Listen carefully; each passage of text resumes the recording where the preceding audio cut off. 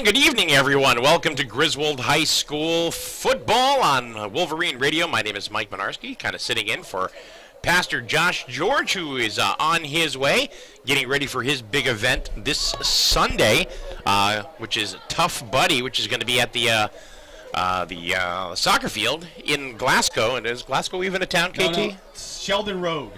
Sheldon Road in Griswold. Yeah. It says Voluntown on your phone, but it's really Glasgow. It's really, yeah. Yeah, it's Glasgow. It's a section of, yeah. Right. Glasgow's a borough of what? Patchogue? I don't know. No. I don't know. I live in Killingly. We have like 14 boroughs up there. I live in one, Danielson. But I'm not 100% certain. That was a trivia question that I did last week at our trivia night. What are the two boroughs in, one in Eastern Connecticut and two, or I should say one in Windham County and two in New London County. You know what they are? Danielson. Danielson's one. Because we have our own government, the borough of Danielson. What are the two boroughs in New London County? Do you know? New London. Jewett City? Jewett City is one. That's correct. Right. And what's the other one? I should be kicked out of the town if I didn't know that, right? I don't know, actually. Actually, Stonington, their borough is the Stonington Borough. Okay. Yeah, so anyway. But that's not what we're here for folks. We're here for high school football. It's going to be Griswold taking on the Montville Indians. We are live here at the Griswold Pride broadcast booth here at Griswold Wolverine Stadium. And KT, this is the first time, obviously, that the Wolverines are playing, or they're playing them this year. Last year, we didn't play them last year, did we? Yeah, we did. We lost 14. We won 14-10, I should say, at Montville. I keep mixing them up with Ledyard. Yeah, Ledyard we did. Yeah, Ledyard last year we did not play. So that was the score last year. And the interesting thing, when I was reading up on Montville, they changed quarterbacks about halfway through the season last year, and that seemed to bring them much more success down the stretch. So it should be interesting to see if that has any effect on this game. It was a close game at their field last year. Ryan Doucette took over at quarterback, and they won 3 of their final 5 games. So, and the overall season record was 4-6 last year. So that means they were 1-4 before he took over. Right, and both teams are coming into tonight with a 1-1 record. Griswold, of course, started off the year defeating Bacon 36-7 after they scored 30 unanswered points in the second half to win that contest. And last week they fell to defeat to the mighty juggernaut that is known as the Killingly Redmen, 48-23. And actually, KT, I thought they had a pretty good showing against the Redmen. Well, it was funny because the Redmen get out 21-0, and we all start looking at each other in the booth like, oh, here we go. Because the year before it was 49-0, you know, right, and you're like, oh, here we go. In Killingly. And then they came right back, scored 16 unanswered points. It was 21-16. Killingly scored late in the first half to make it 28-16 at halftime. And then Killingly just came out in the third quarter and said, okay, you know, we were kind of messing around in that second quarter. Yep. We're not messing around anymore. And they put it away really in the third quarter. But Griswold showed some chutzpah at the end and got a touchdown in the fourth quarter. Yeah, they did. I mean, Andrew Koziel had a great game, and he's just really maturing as a quarterback. We've seen him. This is his second full year as the starting quarterback for the Wolverines. Last week, passed for a couple of touchdowns, total of 246 yards. So a decent showing for Andrew Koziel, who's looking to go ahead and expound on that tonight. And that's it for me. Thank goodness. Because football's not my thing, my man. All right, so Josh just entered the booth here, so we're going to get the headset on Josh. So basically just looking at last year for Montville to give you an idea of how their season went. They were 4-6 overall, 3-1 in the ECC Division II, and they scored 184 points, gave up 221, so that's never a good sign. So if you're doing the math at home divided by 10, it's 18.4 a game. They scored 22.1 that they gave up. This year, I was just talking to Josh, what they did toward the end of last season is they went 3-2 down the stretch, the second half of the season. They changed quarterbacks. Really? Yeah, so that should be interesting because we did not see Ryan Doucette last year at quarterback. Okay. For when we played the Indians down there, 14-10 was the victory for us, but we did not see him. So it should be interesting little twist to this game. Both teams come in at 1-1, as Mike said. Both with wins in their opening game and losses in their second game. The Indians played Lyman Hall last week, and it's a totally different class sometimes when you go to different parts of the state, or they come to you, and you see that consistently. Sometimes, you know, it's a domination based on where you are, what part of the state. Lately, though, the ECC has really held its own. Unfortunately, last week for Montville, it was 41-0 Lyman Hall. Wow. So okay. So we'll see. It'll be interesting to see today how things go. The captains are getting lined up on the sideline here, about ready to do the coin toss. Probably a good time to throw it to a break, and then we'll come back with some more action. Ladies and gentlemen, don't go anywhere. You're listening to your very own live coverage here on Wolverine Radio of Griswold High School football.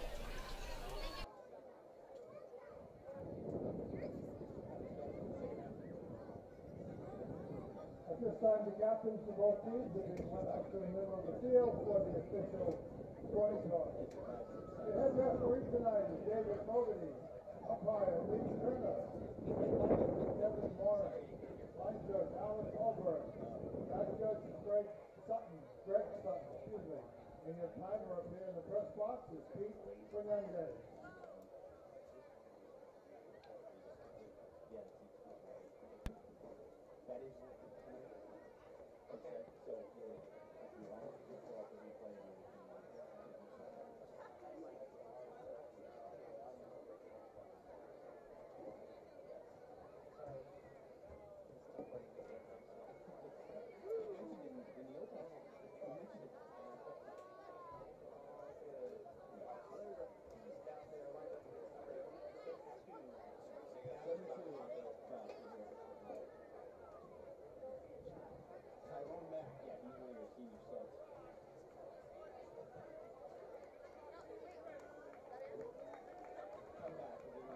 Montville did win the toss.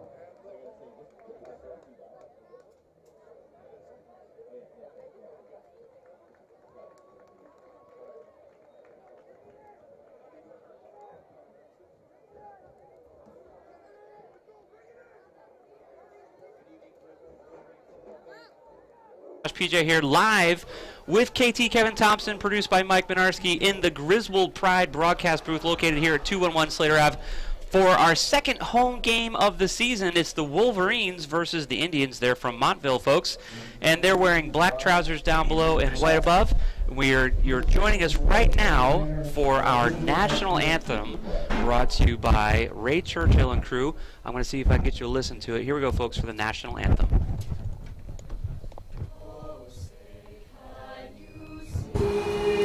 By the dawn's early light, what so proudly we hailed at the twilight's last gleaming, used by stripes and bright stars through the perilous fight.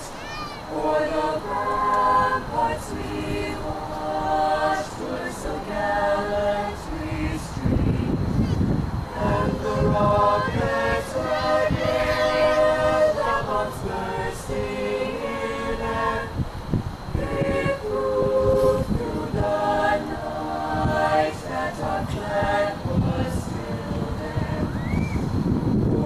Oh, say does that star-spangled banner yet wave for the land of the free and the hope of the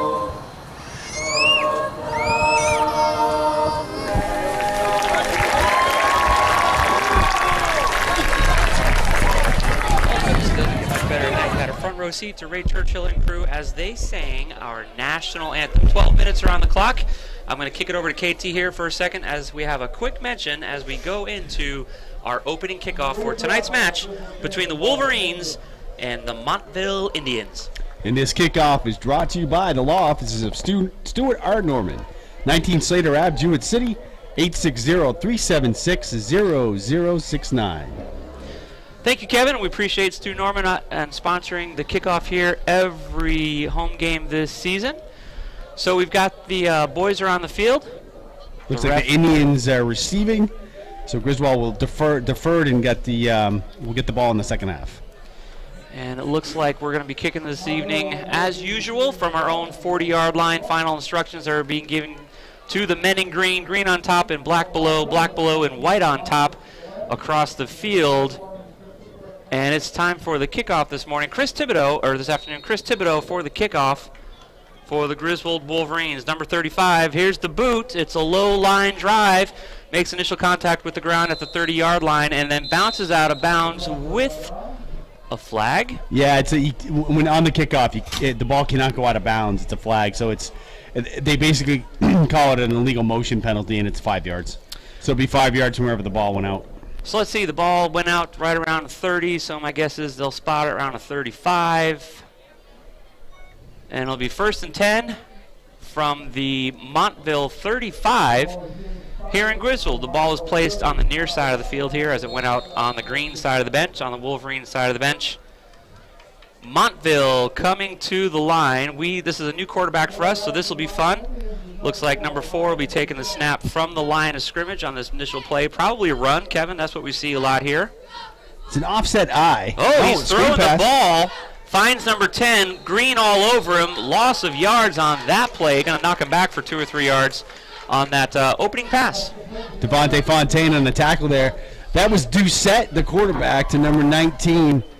And that's Marcus Velez. Doucette's a junior. And as we were talking about in the pregame, Doucette actually came in halfway through the season last year to play quarterback for the Indians. They went 3-2 down the stretch. They had been 1-4 before that. So it'll be interesting to see how much of an impact his play has on the team this year. Generous spot for the Indians as the ball, they're saying, made it back to the line of scrimmage. So right from their own 35, 2nd and 10. And this time it's a run to the left-hand side of the ball. Number 23 with some room to run. Number 5 for the Wolverines' initial contact. And the play is going to be down inside the 40-yard line. So that looks like you got about 7 yards on that carry. And that was Frank Cook. He's a junior, running back for the Indians. Brought down by Logan Chappelle. So a little run to the left-hand side. I'm actually surprised they got as much yardage as they did out of that because our captains, who are our defense, as well as our offensive line, man, they have had some stunning performances so far this year. So we're going to work the willies out. The boys are going to get to learn this Montville offense a little bit. 3rd and 3 here. Here's the snap. It's a handoff real quick, right up the middle, up the gut. Maybe a yard. Maybe a yard. That's what I was thinking. So bring up 4th down, but they're close to midfield, so it'll be interesting to see if they punt or if they try to go for it. So early in the game, it's kind of interesting. We're going to learn more about the coach than anything else. Looks like we're punting it. They got the kicking team coming on. So the Indians will be punting the ball from their own 43. 4th and 2 is what the scoreboard says.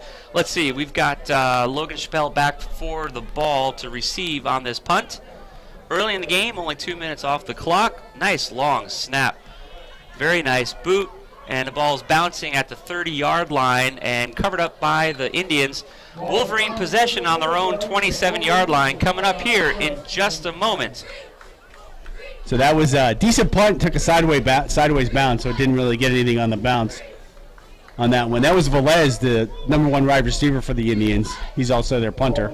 I love the fact that they opened with a little screen pass to the right-hand side of the ball because I think that's going to make for a fun game tonight because last week at this time against Killingly, we showed some different looks on offense, which was very fun to see. We're throwing the ball more than we normally do the past few seasons. Right back to the standard lineup, though, with a split wing. Standard takes a snap at the line of scrimmage. It's a run to the right-hand side. Chris Thibodeau with some room to run. What a nice stiff arm. He's out to the 50. He's still up before he's finally swarmed by the Indians and brought down over midfield. What a run play by Chris Thibodeau. It's about a 25-yard scamper there for Thibodeau. He was brought down by number 72, Tyrone Mack, senior defensive lineman for the Indians. That was a gentleman in the coin toss, Josh, that you commented. He looks like he's ginormous. I don't have heights and weights on their roster, unfortunately, but he's yes. 8 feet tall. Again, from the line of scrimmage, it's a handoff to the left-hand side of the ball this time. Number 4 with the carry scrambles forward for about, let's see, Kevin, 5 or 6 yards. Yeah, C.J. Matson on the carry there. Another nice game for the Wolverines. Now, Thibodeau, at the end of the game last week, a lot of the Wolverines and the Killingly Redmen, for that matter, were looking a little gamey. Yeah, they were getting some cramps and some minor injuries. His ankle looked great tonight. It was his left ankle, I believe, at the end of the game last week that was looking a little gamey, but boy, he looked sharp tonight. Again, a run to the right-hand side of the ball, number 35. again to Thibodeau. He gets maybe a yard or two on that play. It's going to leave them a couple yards shy, it looks like. 3rd and 4 was the last. No, that's not right. They're much closer than that. That's 3rd and 2. I was going to. I've learned not to trust the scoreboard. I was going to say, the scoreboard looks a little suspicious. We're looking out on the field right now, and Kevin, I want to say that's a yard, maybe 2 for 3rd down now. All right. See if they can. So all run right now from the line of scrimmage. Probably another run play here to try and get 1st down. Sure enough, it's a handoff right up the gut. To Sims. And he scrambled and stretched, and I'm telling you right now it's going to be close. You actually have a real good shot on TV here. If you're watching, folks, on YouTube, go to the Facebook page for Wolverine Radio or the website. Go to YouTube, and you guys have a great view of the game there tonight. Watch the game while we provide the live coverage. They're going to do a measurement here, What are the refs Josh. saying? They're going to have to think They're going to measure. Yep, they're going to talk about their feelings and run the chains. Do we have time for a quick... Let's take a quick 30-second or 60-second break. Listen to these folks. They make this coverage possible. Don't go anywhere. 0-0 the score here at tonight's game. We're only 4 minutes into the game. We'll be right back.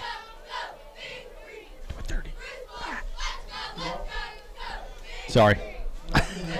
I don't know if it's going to take them that long. That's the only thing.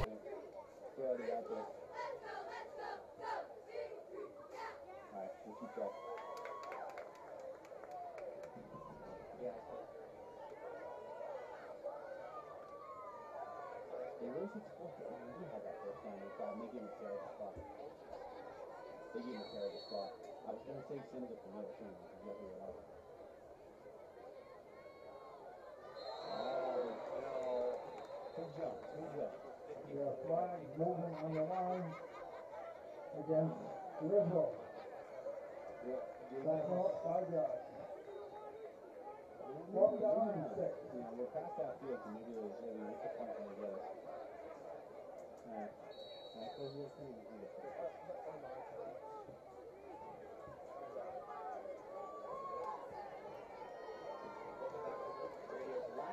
The Wolverines versus the Indians here tonight in Griswold. 0-0 is the score as Griswold was forced to punt the ball away. On 4th and 1, we jumped and went off sides, and so that resulting penalty moved us back, and we kicked the ball away. So the Indians are going to take over on downs right around their own 20-yard line. 0-0 the score, 7.5 minutes remaining in the first quarter.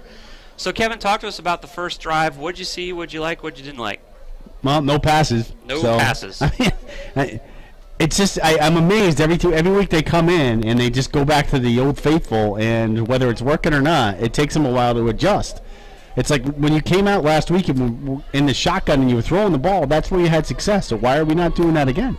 Yeah, I hear you.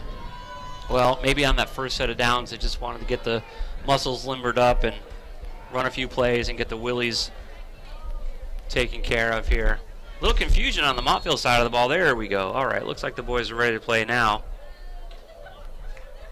From the shotgun, it's a handoff right up the gut, and boy, did that play end quick. Number 34 stopped that play. Mike Sims on that tackle. Number 10 on the carry, Dominic Emmons. It's a senior running back for the Indians. So that's going to bring up 2nd and 10 for the Indians from their own 19-yard line. I'm like, are we missing something here with the yard marker? Because they gave him like 2 yards on that. He was stopped at the line of scrimmage. Yeah, there's been some weird ball placement going on tonight, at least from our perspective. Hard to say. But we have a pretty good eye for these things. It's a run again to the left-hand side of the ball, looking for some blocking. Kevin, again, there was no significant yardage on that play. It'll be interesting to see where they mark it. Looks like they moved him back a yard, so it'll be 3rd and 9. It should be 3rd and 9. You know, yeah. Okay, that's what the scoreboard's saying, and that looks about right on the field, too, so. Maybe the refs need a couple minutes to get warmed up, too, you know? Hey, you know, cut them a little slack. This is the same crew, I believe, Josh, that we saw at Bacon. Okay. Bacon Academy. All right. That was a couple of weeks ago. Victory against Bacon. Opening game on the road for the Wolverines. 3rd and long here for the Montville team as they take the snap. Back to throw is number 4, looking way down the field, and that is way an overthrown. incomplete pass. There was nobody around there wearing a white jersey. Yeah, it was Doucette looking for Velez again, but that was thrown about 5 yards over his head. So that's going to bring up 4th and 9 for Montville. It's going to force them to punt, and sure enough, let's see, who do we back? Is that CJ Chappelle. Matson, Chevelle? Chappelle's back deep. Yep. He's back deep. Yep. Velez will boot it away. So rapid turnover time of possession going on here. Nice high kick there for Montville. The ball's only going to make it to about the 40-yard line. Takes a Griswold bounce back towards the end zone before the ball Good is field touched position. down. Right around About the 41. 38? Ish? Yes, 37-ish. Yes, sir. Sure enough. All right, let's see what they do here in the. Boy, I'd love to see him work some of that magic down the sideline. Let's mix it up. Do different formations. Chappelle or Thibodeau, send them out. Let them run. Because again, just like at the beginning of the Killing game last week when they were doing this, Montville's putting 9 in the box. They have 9 guys 2 yards from the line of scrimmage, and it's just you're not going to be able to run very well on that. You know what? Koziel saw this last week though, and it was a much bigger defensive line. I don't think he's going to get rattled tonight. And sure enough, he's taking the snap at the line of scrimmage though, which I'll be surprised if he drops back to throw the ball.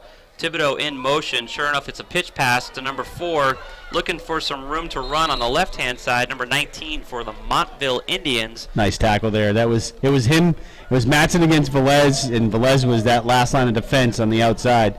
So it looks like no gain on that one. Yeah, no gain or maybe half a yard at the most, depending on the spot. But, yep, no gain. All right, let's see what they do here. Boy, they got some room to throw on the right-hand side of the field. Koziel's a right-handed quarterback. I'd love to see him drop back and throw it to the right. But it's a handoff to number 1, who is, wow, he had a nice gap up the middle. That's Anthony Franklin with the carry. He had a good block at the line of scrimmage. Nice carry there for Franklin. That was a nice kick-out block there by Steven Sims to clear the middle for Franklin. Nice gain there, about 12 yards. Boy, the scoreboard's saying first down. It should be. That was a first down all day. Because the yard They just marker is haven't still flipped it saying, yet. Yeah, I Yeah. was going to say, the little... They're putting the chains down, and they haven't flipped the marker a little yet. slow on flipping the markers, but here we go, back at the line of scrimmage, and the play is whistled dead. Somebody must have jumped. Flag. I don't see any flags. Offside. They're saying offside on Montville. Okay.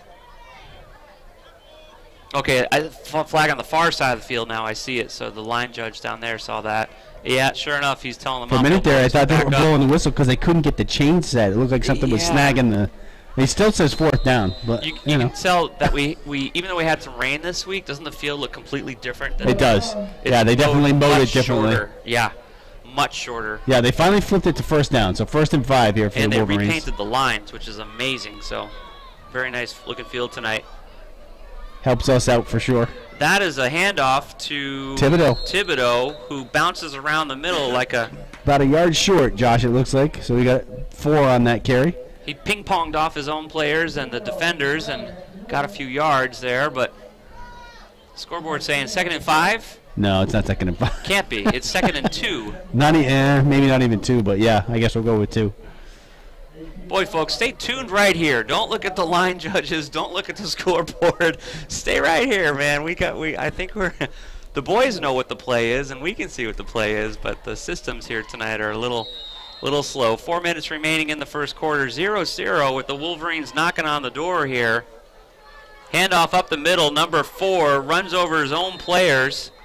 Number 6 was the one from Montville that stopped that play. Yeah, that was offensive line got undercut there, Josh, and Matson just kind of had to jump over everybody. He didn't really gain anything there. So, unfortunately, Corey Carr had his legs taken out by number 85, the defensive lineman for the Indians, Aiden Rodriguez. Boy, Kyle, our videographer tonight, is doing a great job, folks. If you're not watching this on YouTube, you should be. You've got a smart TV. Make it do something smart for you. Oh, we got a whistle, Josh. Because you've got some good Griswold? coverage here. The view, I got to tell you, is actually better with what Kyle is showing us Montville, sorry. than what you can see on the field. So we're going to take a quick break as we had a timeout call by Montville. Don't go anywhere. You're listening to continuing live coverage of Griswold High School football right here on Wolverine Radio.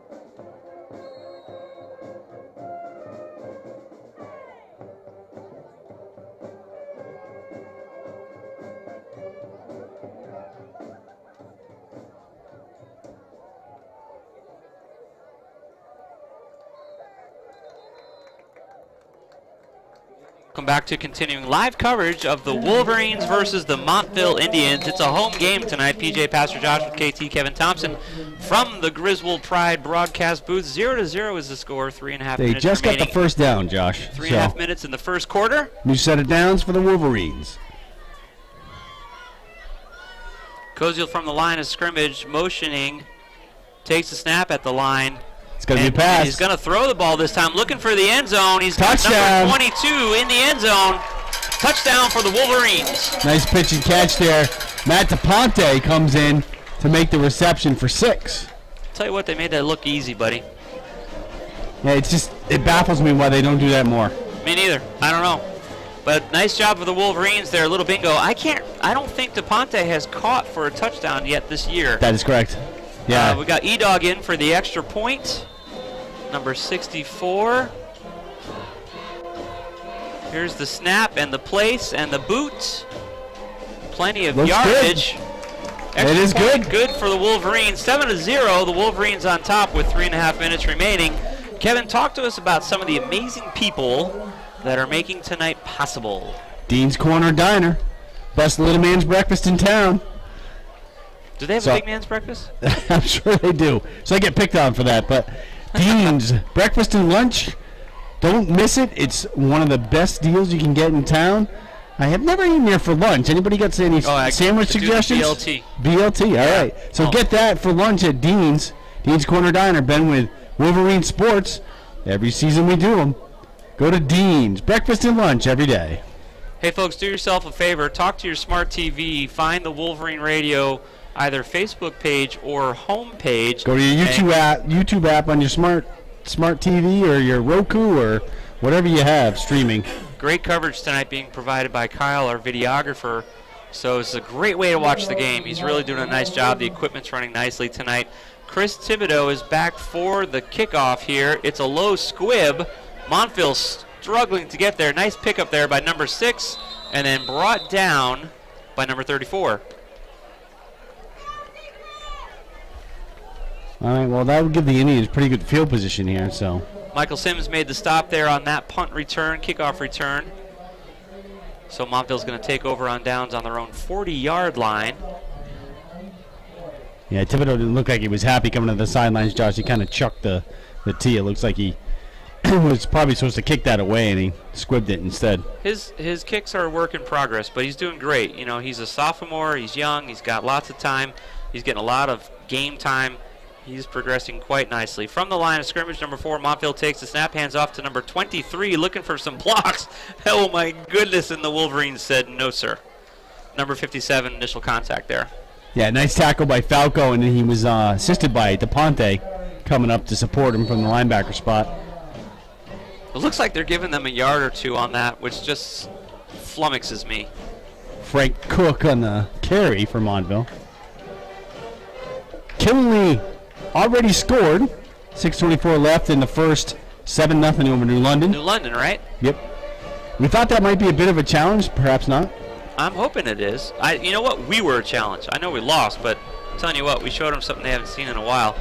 Here we go. It's a run to the left, right-hand side of the ball. Number 6 with the carry. Ball's out. Green all over it. Number 30 for the Wolverines. No, they're saying he was down. And they're saying he was down. Yep. Saying he was down. Down by contact. Devontae Fontaine came up with the ball, and lucky thing for the Indians, because I'm telling you right now that ball popped out in a heartbeat. Number 6 was the kickoff return guy for Montville.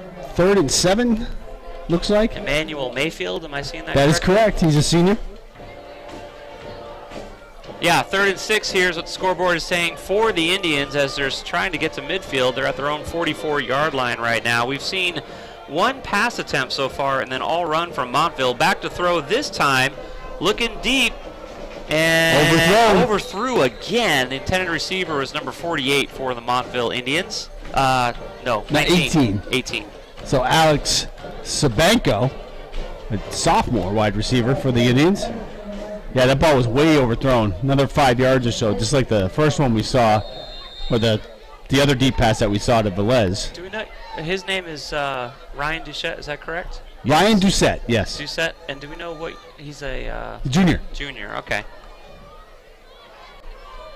back to kick, 4th and 6, minute and 47 seconds remaining in the first quarter play. 7-0, Wolverines take an early lead.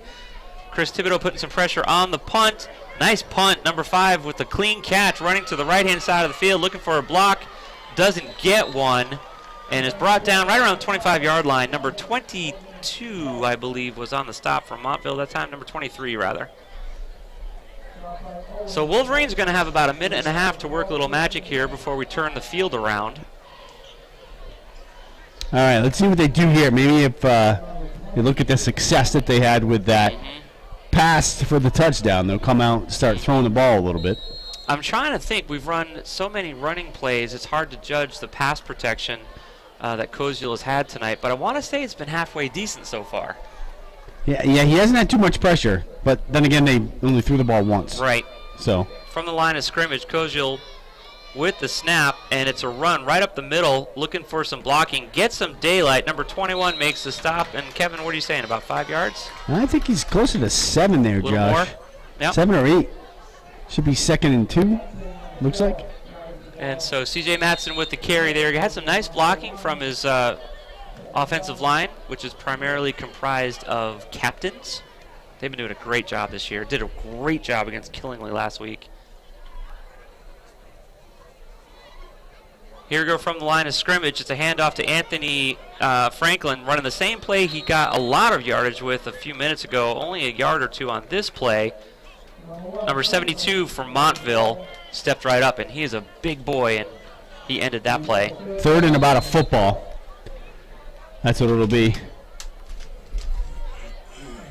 See, what would be nice here, on a short 3rd down, is throw the ball. Yeah, I know. Because they're going to stack the box. They're going to think they're going to run. Yeah. They're not thinking that they're going to do that. No, they're not looking for it at all. They're show and run right now. Thibodeau in motion. It's a handoff to number 34, Didn't get it. And it was stuffed. I believe that's Michael Sims. It is. Sims may have actually lost a little bit of yardage there. So the Wolverines ran right into a trap set by the Montville Indians. It was a very predictable play that Montville was all over before the ball was even Again, snapped. some trickeration there and throw the ball. Do what they don't expect. He lost about a half a yard on that, so now it's 4th and a full yard instead of a football. Yep. With 20 seconds less than, oh, here we go. The first quarter's over, so we're going to turn the field around. The Wolverines were radio right. Now they're going to be radio left. And so we have a couple of minutes to give some credit to the people who make tonight's broadcast possible. 7-0, Wolverines on top of the Indians from Montville. It's time to get your smart TV fired up. Find us on Facebook, on YouTube. Watch Kyle's amazing coverage. You're listening to continuing live Griswold High School football right here on Wolverine Radio.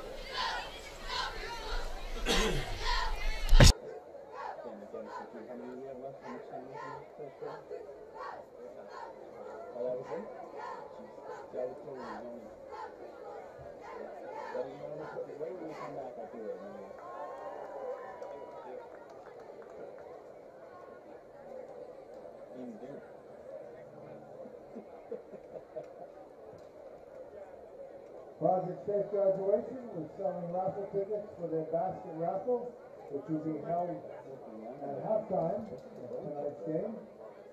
And the Griswold Boosters run and operate the concession stand. And they'll be open throughout the game for your refreshments or lunch.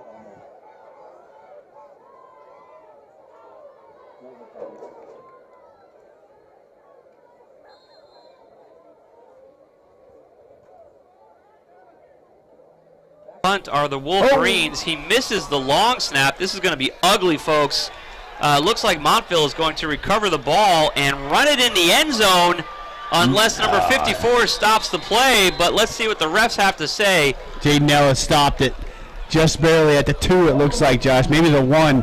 So that was weird because the snap wasn't terrible. It was low, but it went right through Koziel's hands. That was awful. It was almost like he looked up for a second before he caught the ball. That was awful. I mean, it's fun to watch, but awful. It was catchable. It didn't hit the ground. He just kind of went right through his hands and right through his legs. Yeah, that was a real opportunity there for the Indians. That was a gift. because it's 1st and goal for sure for the Indians right now. Yeah, it looks like it's at the 2-yard line. 1st and goal from the 2. So big play there, big turnover. Big break. Wolverines had stop on downs at the end of the 1st quarter, had to punt the ball away, but now the defense has this work cut out for it as the Indians are just trying to move the pile. And they're saying a touchdown for the Montville Indians.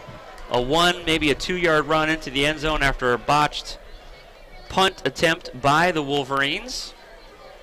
The ball was snapped to us and just completely missed and basically rolled into the end zone, and the Indians picked it up and then ran it in pretty much. That was Doucette on the keeper with a little assistance from the push. Yeah. From behind, which is legal. Looks like they're going for, okay, the extra point. Yep, they're going for the extra point. The lefty kicker here. Yeah. Number 5, Diego Garces Cortez. He's a sophomore. Boy, that did not look good. Nope. Under the crossbar even, Josh. Yeah, that was a line drive. So the score is 7-6 here. Wolverines maintain a 1-point lead over the Montville Indians. We've got a kickoff coming here early in the 2nd quarter. Do we have time for a mention? Goodwin Family Dentistry, modern dentistry with old-fashioned values. They're at 25 East Main Street in Jewett City, 860-376-4483. Thank you, sir. We have time for, okay. We're going to take a quick commercial break. We'll be right back here with the kickoff as the Wolverines get the ball back. You're listening to continuing coverage of Griswold High School football on Wolverine Radio.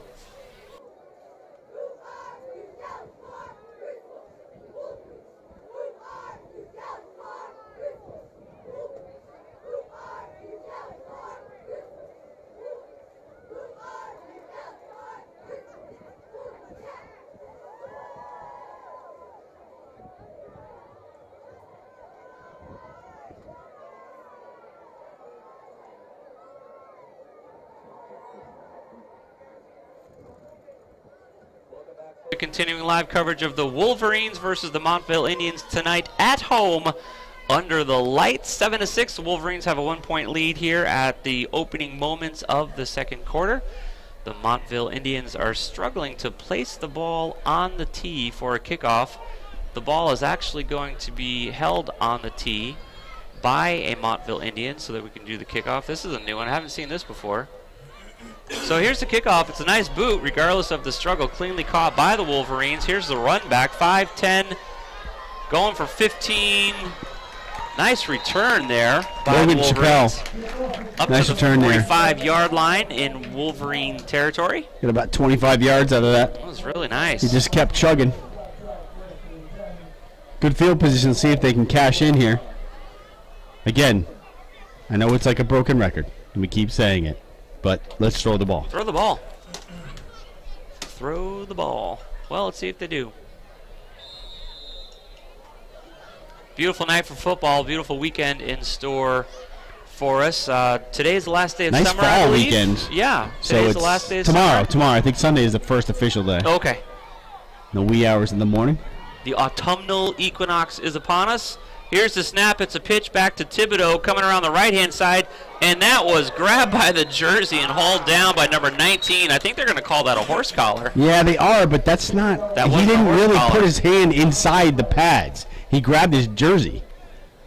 Yeah, I saw the jersey through my binoculars stretch about 6 feet back behind Yeah, Thibodeau. they're calling it a horse collar. That's a bad call. Yeah. I mean, it favors us, but that's a bad call. And he did not put his hand inside No. the pads and pull him down. He grabbed him by his jersey. Messed Thibodeau's jersey up real good, though. It was Velez, the wide receiver / cornerback for the Indians. And we'll take it. That's a walk-off of 15 yards, and they'll put us. Well, Thibodeau was looking at the end zone because he had nothing but daylight if he made it past that one defensive. So at 36 now of the Indians, Josh. Very good field position here for the Wolverines. 1st and 10 from the Indian 35-36 yard line. Here's a play back to throw. Is Koziel. Oh, we love to see Wide this. open. Masson missed him to overthrow him. way overthrew him. There's a flag on the play, so let's see if that gets whistled back. Holding on Griswold. Yeah, number 56 was slow to get up. He ended up on the ground. Number 58's back there. Number 54 back there saying, what's going on? So they were trying to protect Koziel to give him time that he needed, but he threw that ball about 8 yards further than it needed to be. But boy, was he open. He was wide open. I say you call that play again and see what happens. He just needed Number to one. feather it. Number two, sometimes, you know, when a penalty happens, you don't really like penalties. But if he had caught that and gone for a touchdown, that would have been devastating if the penalty called it all the way back. No, that's true. That's true. So incomplete pass. So that's a loss of 14 yards, Josh, because it's a spot foul. We're right back where Thibodeau brought us with the horse collar there that he received at the 50-yard line. Koziel at the line of scrimmage.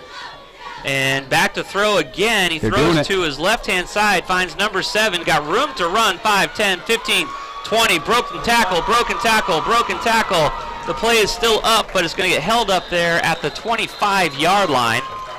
That was Jack Nebb's car on the reception. Unfortunately, there's a yellow hanky across the field, Josh. Sure I think we're either going to get a hold or a block in the back. Block in the back on Griswold. So that's going to come back too. That is also a spot foul. So they'll go from the spot of the foul and walk off 10 yards. So they could be at first and about, no, I don't know, 10, 15, 20. 25? 25-yard carry for a 3-yard loss. They put it right back at the line of scrimmage. Right back at the line of scrimmage. So it's first and 24. Again. So penalties, Wolverines have really been playing clean football so far this season. This is the most penalties. I don't think we've seen 3 penalties. They haven't had back-to-back penalties. That's for sure this season. Yeah, we've seen 3 penalties over the course of a game, but not successive plays like this. So Koziel and crew will go back to the line of scrimmage at the 50-yard line, first and forever for them. And back to throw again. Koziel's not going to say no to the Match throw. it again, deep. He's open. Wide open, catches the ball. No, and drops then it. Drops it. Oh, he was open. He had it. I mean, there was a defender there, but he was looking the wrong way, and he didn't have his hands up, and the ball dropped in the breadbasket. Oh, my goodness, Kevin. That was like FedEx right to him, buddy. Yeah, that's unfortunate. Well, obviously, throwing the ball is working. They're open. Now we just have to execute and not get any penalties. Now, C.J. Matson's the same guy that missed the snap on the punt, right? No, that was Koziel. Koziel was the punter. All right, okay. Matson caught, what, 2 touchdowns opening day? Oh, magic. Yeah, he scored 2 on the ground, caught 2 in the air. That's what I'm saying. This is very rare. We normally see C.J. catch anything within 18 feet of him. So, beautiful throw by Koziel. Looks like his timing got worked out. Let's see what happens here. Back to throw again is Koziel. He's got a little bit of time. Now he's under pressure, and number 72 brings him down to the ground. And that's a loss of about 12. Yep. 13. So it's going to be 3rd and 47. Oh, my goodness. If I'm doing the math right, I think that's right. Yeah, you and math hang out, so I'm not going to dispute it. What's unfortunate is that Koziel had time, but his receivers couldn't get open.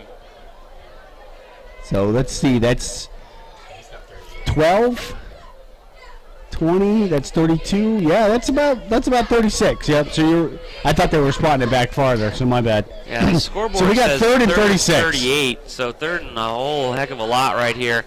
Koziel is going to throw the ball again, throws it short, hits number 7, got some room to run on the left-hand side, gets 1 block, and then taken down at the 40-yard line. That's kind of a customary play on long and 3rd in God's lost country. Yeah. So that's basically, what you do, you do a little screen pass, try to get lucky. Yeah. And, Neb's car had a nice run on the first time that they did that. Sure did, yeah. But unfortunately not this time, and they'll be punting away. They'll be punting the ball from our own 40. But I got to say, so obviously that offensive drive was a bust for us. But the big advantage for us Wolverine fans is that Koziel worked out his timing with his receivers. So there's some magic happening here tonight. I'm sure we're going to see some long yard receptions. Big run return nice tackle here by the Wolverines. Big stop there with, did I just see a flag? I sure did. Number what 57, are they calling there? Number 57 came up with a big stop, one of our captains. Late flag on the play. Big run return by the Indians. The ball's right around midfield right now. Holding, I think, on the Indians. Looks like is the call. Falco, that was a nice tackle. That had a chance if he got by Falco to go to the distance. So that was a critical tackle. Well, he ran into him like a Mack truck. Placed his face right in his chest, which is exactly what they tell you to do. He picked him up when you and put tackle him down. Yeah, it was a big stop. Pick things up and put them down. He did. I mean, it was a good 35-yard run back there by the Indians. Let's see what the holding. Johnny Falco. That sounds like a, was that Keanu Reeves' name in The Replacements? He was the quarterback. It was a that's a movie about that's right. busting the line for the Union in the NFL, and he was the quarterback for the team. Yep. So they're walking off 15 yards against the Indians. Flacco. That's 10. what I think when I hear. Yeah, right. He's a real quarterback. He's an actual quarterback in real life, yes. Big guy. Wow, they are walking this back to the 40-yard line. Yeah. Spot foul there, so then they walked off 10 yards from the spot where the hold occurred. So 1st and 10, Montville here from their own 40-yard line. Back from the shotgun, new look for us tonight. Number 4 takes the snap, hands it off to 23, looking for some blocking. That play was stuffed by the Wolverines. Stuff to the line of scrimmage. I think they're going to give him back to the line of scrimmage, Josh. It looked like Flacco was in on that stop, too.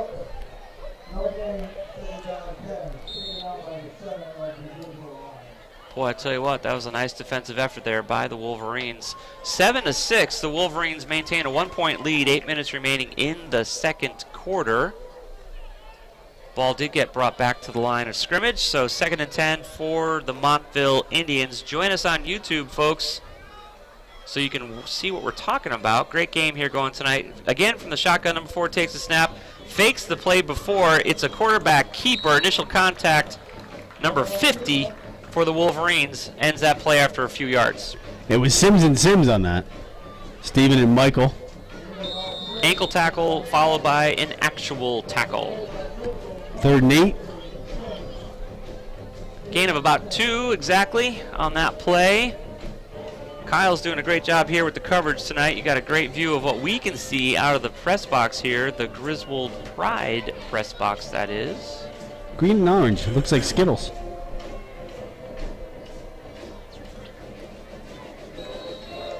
Yeah, Montville has white and black. White jerseys, black trousers. Somebody called a timeout here. They did indeed. So it looks like timeout was called, which gives us a moment to give some love to our sponsors. We'll be back after this short break. Join us for continuing live coverage of Griswold High School football right here on Wolverine Radio.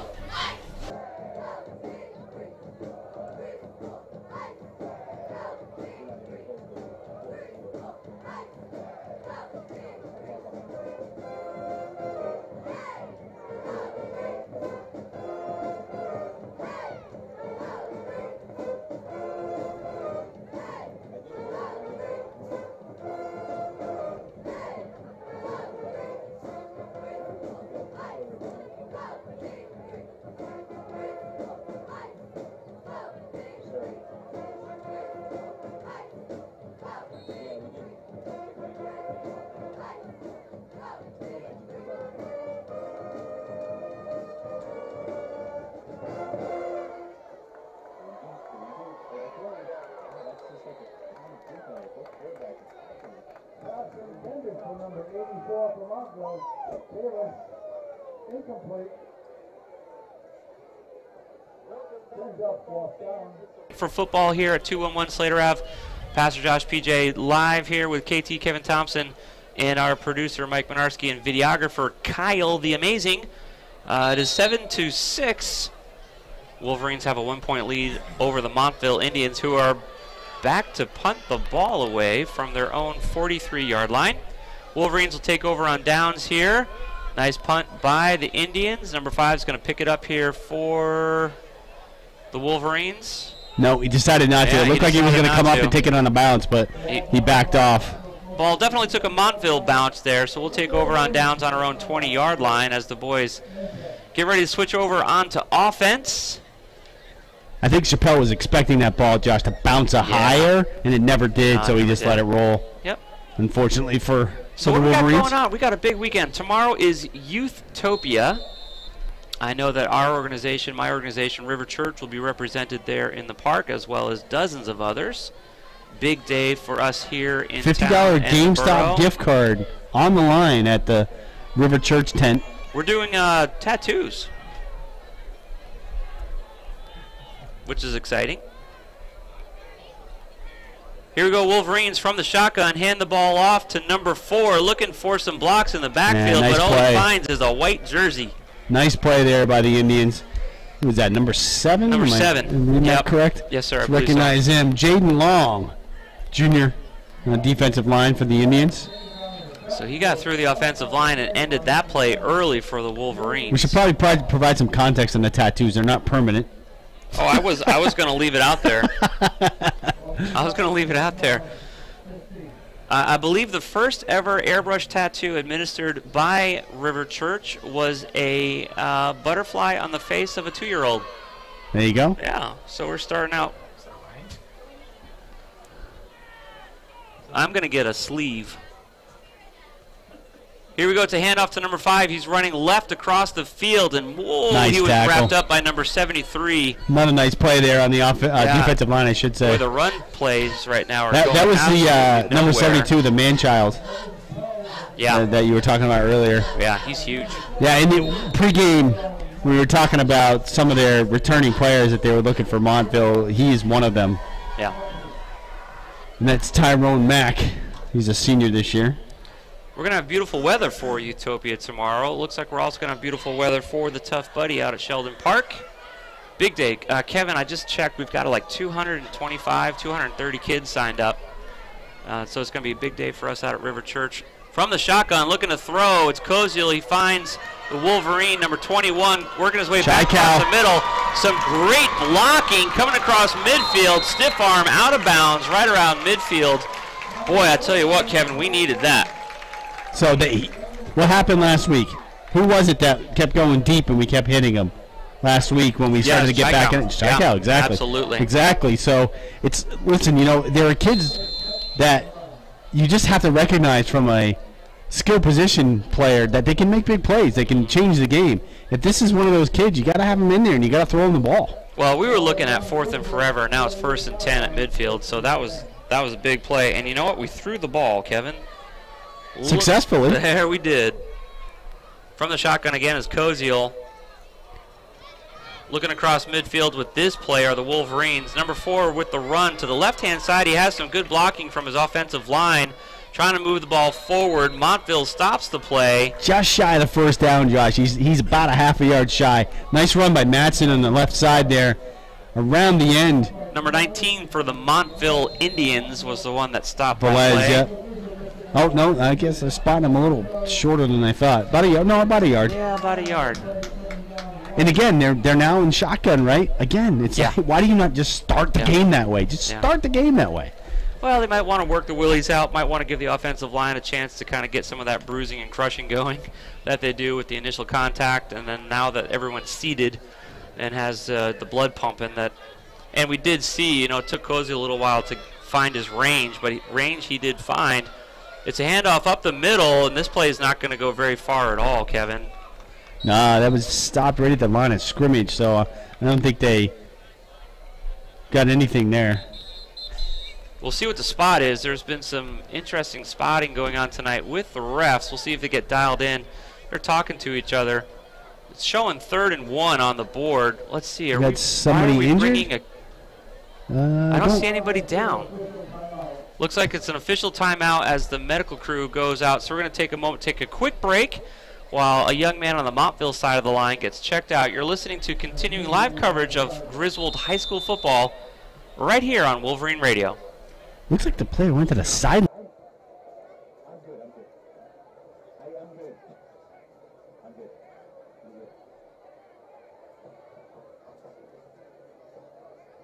Thank you, though.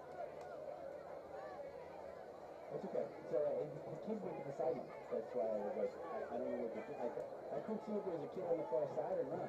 And the kid just jogged off. And I'm like, okay. I can get it.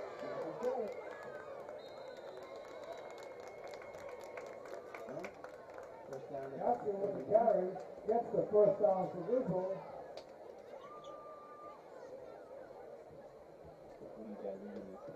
Shot by Owen, 27.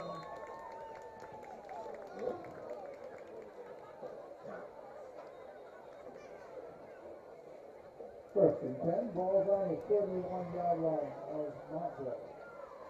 For the Wolverines from the Montville Indian 31-yard line, as we had a carry by C.J. Matson to convert on downs. Koziel signaling, stepping, number 5 in motion. Looking to throw is Koziel. Over the middle. Over the middle is completed pass to Michael Sims, stopped by number 1 for the Montville Indians. It's going to bring the ball up to the 15-yard line. First down. Yeah, Sims is the tight end, and he doesn't get to. Well, actually, he plays both positions. He plays fullback when they're in the wing, and he plays tight end when they're in the shotgun formation. So that time, as a tight end, he came out, went right down the seam, right down the middle, and he was wide open. First and 10 for the Wolverines. 7-6 is a 1-point lead by the boys in green. Koziel and crew hold on to a 1-point lead. The refs are whistling that play dead. They saw something that I did not see. Timeout, Griswold. Somebody called a timeout. Sure enough, Nope, there's a timeout it's Montville. timeout called on the field.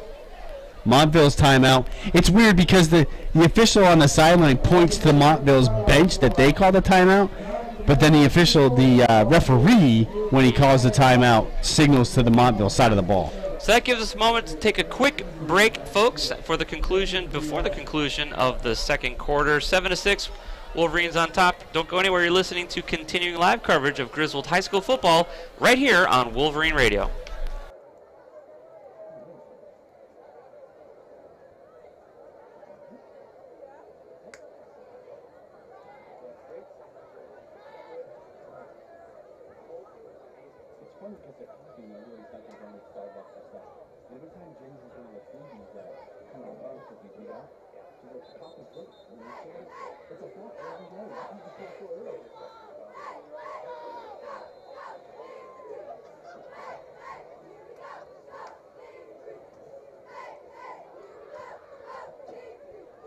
Wolverines on top of the Indians, 7-6 right now, deep in the second quarter. Koziel and crew back on the field after a timeout. From the shotgun, here's the snap. It's a keeper. He's holding on to it, getting some blocking, and then taken down by number 52 for the Montville Indians. That was an option there, Josh, and he was coming around, and he made the decision to cut it up on his own, but he also had Chaikow behind him to pitch it to. I think he could have pitched it to him, and Chaikow might have gone a distance there. But they got 3 yards, so that's matriculating the ball. 3 yards in a cloud of dust. That's one of the old quotes. Matriculating actually comes from Hank Stram, former Chiefs head coach, for those of you that remember that. Shotgun again. Koziel looking to the right, to the left. Takes the snap. Throws to his right. Number 21 is gesturing like he didn't like something. Number 21 was the intended receiver there for Chaikow. Number Wolverines. 6 was on the coverage there. Emmanuel Mayfield, the senior for the Indians. I didn't really see any hold or anything there, Josh. He just overthrew it a little bit, looks like. Yep, that's what it looks like to me. It's going to bring a 3rd and 7 from the 12, 13-yard line, deep in Montville Indian territory. 2 minutes remaining before the half, 7-6. Wolverines have a 1-point lead. Shotgun. Koziel, quick screen to the left-hand side, finds Montville was all over that one. C.J. Matson. And I think he lost a yard on that. That play didn't go anywhere. Oh, late flag. There was some pushing and shoving after the play. Number 6 was involved, who's the punt return for Montville. And 34, Sims for Griswold. Let's see what they call it on. Offsetting, or somebody's getting a penalty. Unsportsmanlike conduct on Griswold. Yeah, they called it on Sims. He shoved Mayfield after that play. Mayfield did get up in Matson's face, so Sims didn't like it and pushed him, but I want to say that's the 5th penalty so far in the game for the Wolverines tonight. It is. It's always the second guy that gets the penalty, right? They never see the first guy do anything. And that's a walk-off of 15 yards. It's going to bring up 3rd and 22 or so for the Wolverines here. Well, it's time to send Chaikow down the sideline and hit him in the end zone.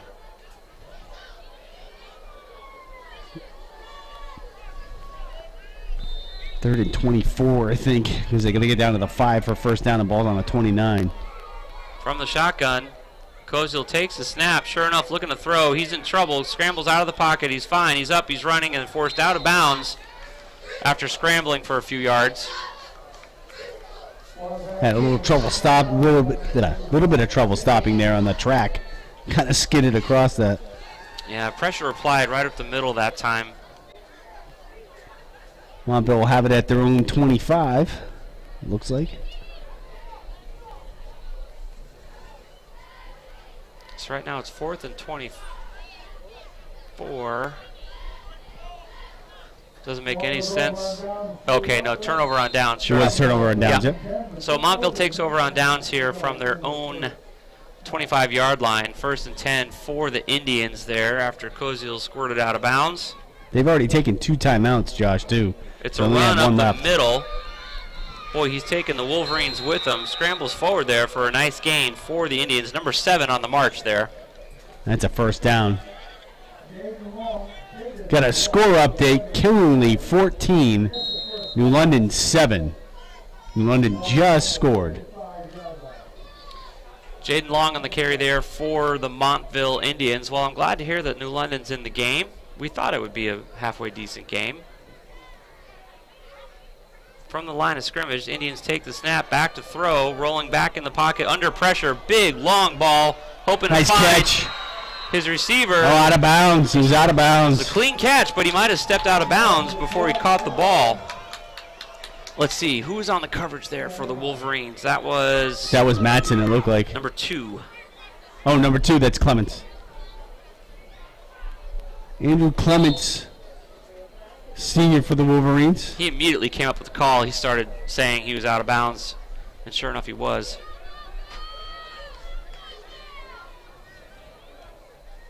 It's going to bring up 2nd and 10 for the Montville Indians. It's a run up the middle. Gets a couple of blocks at the line of scrimmage, gain of a few yards before the Wolverines end that play. Kevin, we got a moment for a mention. Looks like it was a gain of 6 there, Josh. So Goodwin Family Dentistry, they're at 25 East Main Street, Jewett City, 860-376-4483. Modern dentistry, old-fashioned values. Thank you, sir. Ball inside the 40-yard line now for the Indians. With 30 seconds remaining in the half, 7-6, Wolverines maintain a 1-point lead. It's a fake handoff back to throw, and overthrew his receiver. It's going to bring up 4th and short. I tell you what, clock stops with 20 seconds. You got to go for it. No reason to give the ball away now. Let's see what they do here. It looks like they are calling a punt team on. They are going to punt it. I don't understand that. I mean, I know they don't want to give the ball back to Grizzle with 10 seconds on the clock inside midfield, but they're deep in midfield right now. Chappelle back. Playing it safe, Montville. I tell you what, they have the kicker does a nice job. Nice high kick with a Montville bounce. It's going to be 1st and 10 for the Wolverines from their own 35. Let's take a quick break here and let you hear from some of our sponsors, and we'll be right back for the conclusion of the first half. You're listening to continuing live coverage of Griswold High School football right here on Wolverine Radio. At halftime, we'll have the raffle drawings for the Project Safe graduation baskets, which tickets were purchased when you came into the stadium on top of the stage.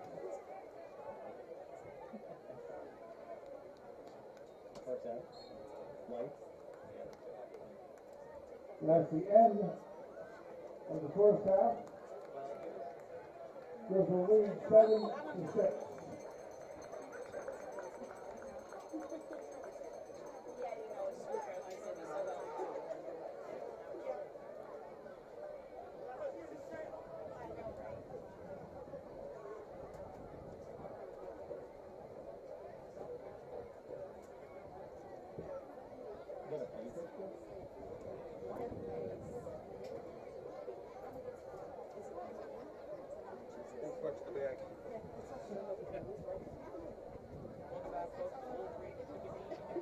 into halftime. So the score is 7-6. Wolverines maintain a 1-point lead going into halftime.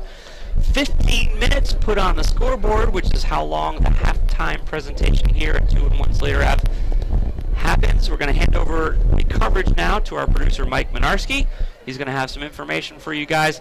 An important note, though, if you haven't discovered us already, go to Wolverine Radio either online or Facebook. Click on the YouTube link there and watch the game with us. So we're going to take a quick break, hand the show over to Mike Minarski and his line of sponsors for us.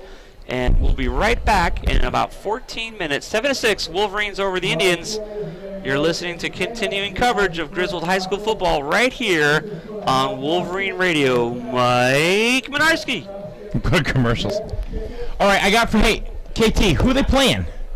Because all she said is 20-0, 7 to go in the second. Who's winning? I don't know. That's good. It's like, who's winning? If you have that ticket, please come to the press box. And again, this is a basket raffle, 8205406. Cheerleaders, when you're ready, there you go.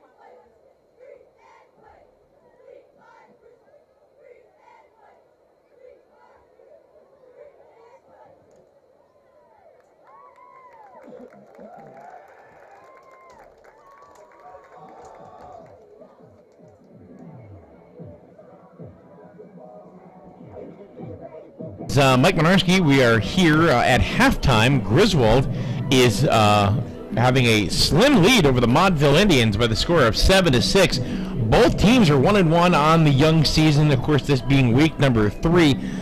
Griswold beat Bacon Academy in week 1 and lost to Killingly last week, who happens to be up on New London this week. Right now, they're just about in the second. They're just about to start the second half. They're up 14-7. Griswold up 7-6 here.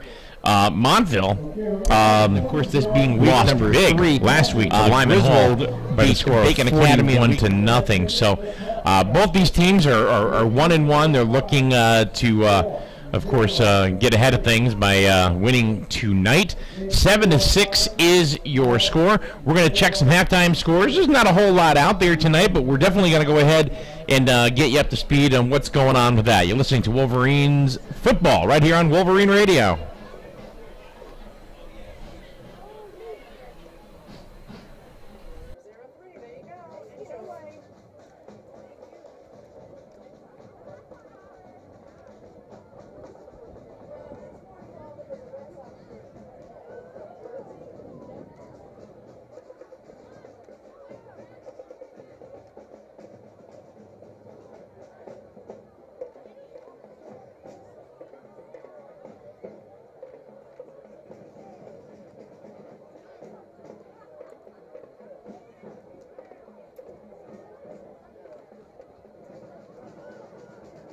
While the band is coming down, the third basket, which is a fall basket, Red Sox jersey. And of course, this being week number 3. 7-9. 8205, 379. Again, please come to the press box if you have that ticket. We got 2 seconds. Sorry, too late.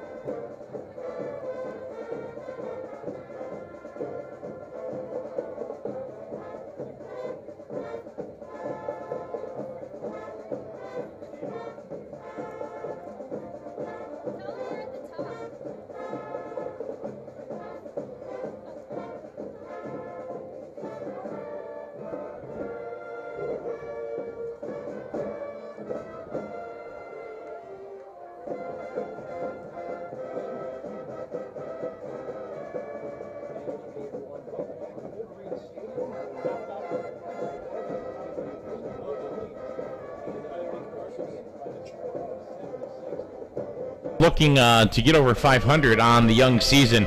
Both are 1-1 already. Both, matter of fact, one opening day, and they both lost last week. Checking some scores around the area right now in Plainfield. They're playing a team out of conference from New Haven, a team called Amistad, which is coming out of New Haven. And right now, Plainfield is up big. In the second quarter. There's about 5 minutes left in the half. Plainfield is up 27-0. 27-0. Plainfield over Amistad. They are home in Plainfield. Killingly, they are playing New London tonight, and that we thought was going to be a really good contest, and it turns out that it is so far, as New London is leading. Killingly is leading New London by the score of 14-7. There's not a lot. Oh, hold on, we got a new update just came in. Burgess just scored for the Whalers, and now the score is 14-13 with a minute 19 left in the first half. So, like I said, there's not a lot of scores or things that are out there that is available, right now locally. Just the Killingly game, and of course the Grizzled Wolverine game. We have one more home game really for a while, which will be next week right here at Grizzled High School in the Grizzled Pride broadcast booth with Kyle Gunderman doing video for you on YouTube. We hope you join us next week as well, because in the entire month of October there are no home games. We're going to be on the road 3 out of the 4 weeks, because the one bye week will be in October. But of course, the big game we all want to get ready for this year is the big Plainfield game, which of course is Thanksgiving Day, and that will happen on Thanksgiving Day. And it's a big game, and Grizzle has the trophy back again, and they don't want to give it back. We got about 5 minutes left in the first half. The Grizzled High School band, they are playing out on the field right now. Thanks for joining us for Grizzled High School football on Wolverine Radio, also on YouTube. Glad to be along with us, KT and PJ. Be back in a few minutes with continuing coverage right here on Wolverine Radio.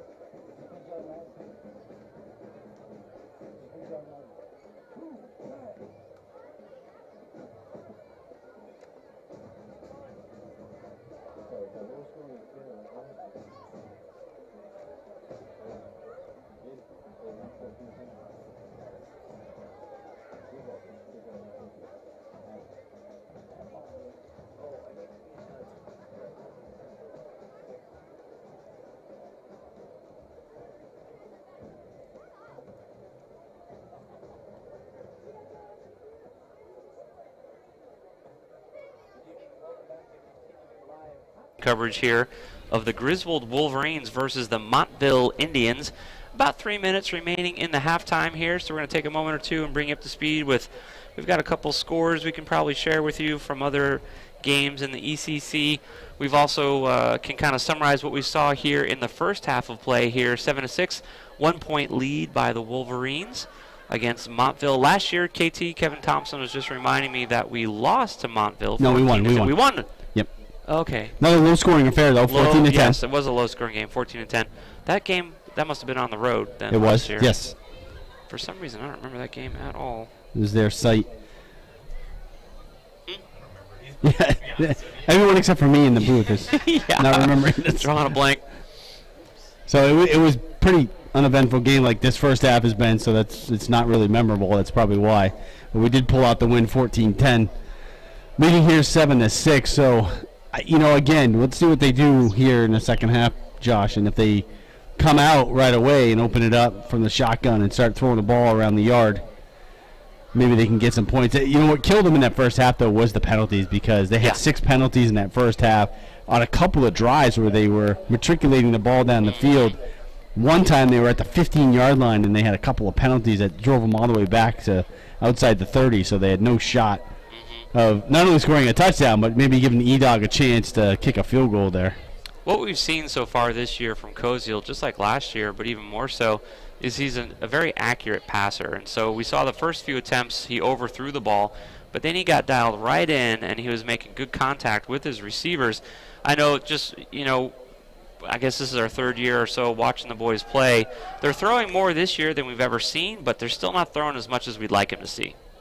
Yeah, they always start the game in that same formation, the split wing there, and they're just trying to pound the ball against teams where you just arguably look at the team, as you said, when they came out for the coin toss.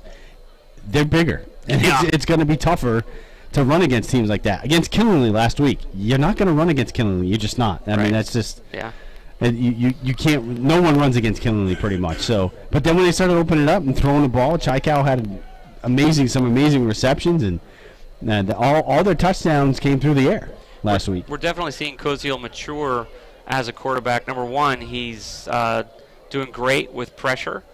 He seems to be keeping his head. And earlier in the season, and last year especially, we saw him throw into heavy traffic a lot. And over the last game with Killingley, and especially tonight, he's not throwing into heavy traffic. He's more willing to explore his options. Before, he was just dedicated to making the throw no matter what, and we're not seeing that so far. And so even in the past couple of games, we've seen him mature a little bit as a quarterback and making better throws to guys that can actually catch the ball instead of turning it into an interception or who knows what. So we're working on trying to find some scores around the ECC tonight. Like we said, I have one, Josh. Did we decide who Plainfield is playing? Amistad, which Griswold plays later in the season, so they're up 27-0. Plainfield is on Amistad. Plainfield is up 27-0? Yes, they are. Okay, well, good for them. So DeSalner kicked a 26-yard field goal. And Killingley leads New London 17-13 with 17 seconds left in the first half. Sounds like a good game down in New London tonight. Battle of the Titans. Plainfield played last week. Who did they play? Bacon Academy. And Bacon Academy won, correct? I think Plainfield pulled that out, didn't they? Plainfield Plainfield pulled it out against Bacon Academy. Yeah. But it wasn't quite the beating that we gave them with the 30 unanswered points in the second half, throwing 36-7. Right. So ever interested in our Thanksgiving prospects here? So 49-6 was the score against Killingley for Plainfield at Killingley. So 2 common opponents already for both teams. Plainfield at Stonington next week, as Mike is saying off air there. Next week we're on the road. No, we're here again. Waterford. Oh, we're here again. Yeah. Okay. Waterford. And then we go on the road. Okay, right. We're on the road for that. Where is Amistad? Does anybody know that? New Haven? It's sunk somewhere in the Long Island. Oh, because that's where, that's exactly where it sank, in New Haven. So that's why they named it New Haven area. We'll each take a point on that one. Beautiful weekend for Griswoldians. Tomorrow is Utopia down at Veterans Memorial Park. I know that Ryan and crew will be setting up early in the morning. There'll be lots of vendors there, including River Church. lots of other fine folks. And so if you're looking for something to do tomorrow, did we decide tomorrow is the last day of summer? Tomorrow is officially the last day of summer. Correct. Okay, so tomorrow is the last day of summer. Great way to spend the last day of summer is down at Youthtopia. 11 to 5 tomorrow. What's the radio station doing, Mike? Are you guys going to be there? Wolverine Radio will be at Youthtopia tomorrow. In the wrestling thing, and we're going to take out Ryan. Oh, that's right. There's a wrestling thing. So who's your guy? It's Wolverine Radio versus the Youth. Yeah, Wolverine who's Radio representing versus the Wolverine, Youth Wolverine Center. Radio? Mr. Jewett City Al Gear. Okay. So He's gonna Mr. Spear Auburn. Mr. Jewett City. Spear. We have some folks tormenting us here in the Grizzled Pride. Handing off press some box. water. And then on Sunday, River Church is hosting our 3rd annual Tough Buddy, Eastern Connecticut's largest kid-friendly mud run. This year, the mud is going to be amazing. We started doing our preparations today, and tomorrow we'll be out there. So if you have a child that's playing soccer tomorrow, feel free to come on by. We'll be on the trail, making it look amazing. I had Gear bring out some fresh dirt for us tomorrow. The consistency of the mud this year is going to be peanut butter. We're going for peanut butter, folks. A little thicker than it has been in the past, so the kids might get a little more challenge. Absolutely. Going through the Introduction pits. of the snow zone this year. Snow zone. About 50 feet of the trail is going to be covered in foam, so that's going to be fun. Couldn't call it Frozone because that would be Disney Right. No, we don't copyright wanna do that. violation. We get in trouble enough with that as it is with the princess party, so we don't want to Exactly. push our luck any more than. You know, one thing I so. forgot to mention, Josh, Patrick Strain is back this week. He was out injured last week, one of the captains for the Wolverines. He is back in uniform. It's good to I see have him. not seen him much in the field, though, so I No. wonder if he's just Yeah. still a little bit nicked up and not playing as Yeah. much as he normally would. Normally, when he's in the game, he's a producer. We're calling his number. You know, he's doing something. That's for sure. So it's good to hear that he's on the mend. All right. However, This kickoff brought to you by the law offices of Stuart R. Norman, 19 Slater Ave, Jewett City, 860-376-0069. the boys lined up on the wrong side of the field. They did indeed. Oh my goodness. So Griswold deferred, so they'll receive yeah. in the second half. So they're doing the swapping ends of the field here. Montville's radio right, Wolverines radio left. Montville white on top and black below. Wolverines green above and black below. 12 minutes on the clock, 7-6. 1 point lead by the Wolverines here at the beginning of the 3rd quarter. Here's the kick. Beautiful kick by the Montville Indians, cleanly caught by number 4 CJ Matson for the Wolverines, bringing the ball out to the 40-yard line. Nice run back there by CJ Matson. About 18 yards on the return there for Matson. All right, Josh, let's see. What are they going to do? Are they lining up in the split wing, or are they going to go to the shotgun right away and start chucking the ball? You know what I want? I think everyone that's listening and watching knows what we want. We're not hard guys to figure out. Throw the ball. Koziel's a great quarterback. He's got a great arm, accurate Nope. passer. Split wing. He might drop back. I'm an optimist. Here's the snap at the line of scrimmage. It's a handoff to number 35. He's looking for some blocks around the right-hand side. He gets them and looking to break the tackle, but forced out of bounds at around the 40-yard line. I believe that was Thibodeau, right? Yeah. Yes, that was Thibodeau. That was like the first carry of the game. Similar to it, he got to the outside for a nice them. gain there. And looking to break the That's a tackle, but 20-yard forced gain. out of bounds. And that looked at like around more the of a 40-yard horsepower line. I believe that was than the one that was called. the one that was called. You could see his Yes. pads literally being Yeah. yanked. Yeah. Yeah. Well, nice run there by the Wolverines at the Montville 40. Here's the snap. It's a handoff up the middle. Has some blocking. Franklin. Has some daylight. A nice run there by Anthony Franklin. Down to the 21, Josh. Woo! Another 19-yard gain. Boy, he had some great blocking. That looked like a machine right there. Richards and DeFalco there on the right side of the line, which is where he went. DeFalco. Falco. Keep doing that. Rock me Amadeus. From the line of scrimmage, it's a snap, it's a run. It's number 35 to the right-hand side of the ball. Tripped up, keeps his feet. There's a flag on the play, brought down by number 19 in the white jersey. Flag is at the 16-yard line, so let's see what we have here. Hold on Griswold. So that'll walk it back to the 26. And that'll make it 1st and 15, if I'm doing my math correctly. And also understanding where the spot is. Yep. So it'll be 1st and 15. All right, Montville moving the ball, or I'm sorry, Wolverines moving the ball down the field, but another penalty. I think that's 7 on the game. Yes, 7 penalties. From the Montville 26, Koziel and crew at the line of scrimmage. Here's the snap, fakes it off to number 1, pitches it to number 4. C.J. Matson rolling and fighting his way down to the 20-yard line. Looks like they're giving him back to the original line of scrimmage, so it'll be 2nd and 10. Matson, that was a nice spin move there as he got in the middle. That got him about 3 more yards because he was hit pretty quickly after he passed the line of scrimmage. So it was a fake to Anthony Franklin and then a handoff to C.J. Matson. 2nd and 10 here for the Wolverines. They pick up a few yards on that play. After the holding call a play or so ago, number 35 with the ball, running through the middle. Some great blocking, looking to the end zone. Touchdown, Wolverines. No flags.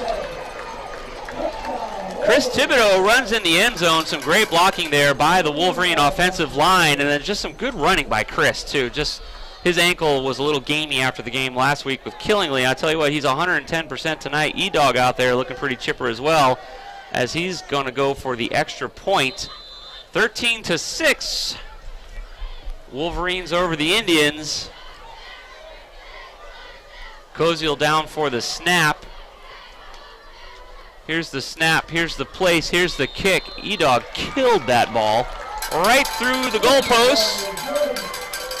14-6, Wolverines on top of the Montville Indians. Michael Sims came in, and big celebration with the Griswold coaching staff there. Good job, gentlemen. We're going to take a quick break here as we reset it and give Montville a chance to see what their offense can do. 14-6, the Wolverines on top of the Indians. Don't go anywhere. You're listening to continuing live coverage of Griswold High School football right here on Wolverine Radio.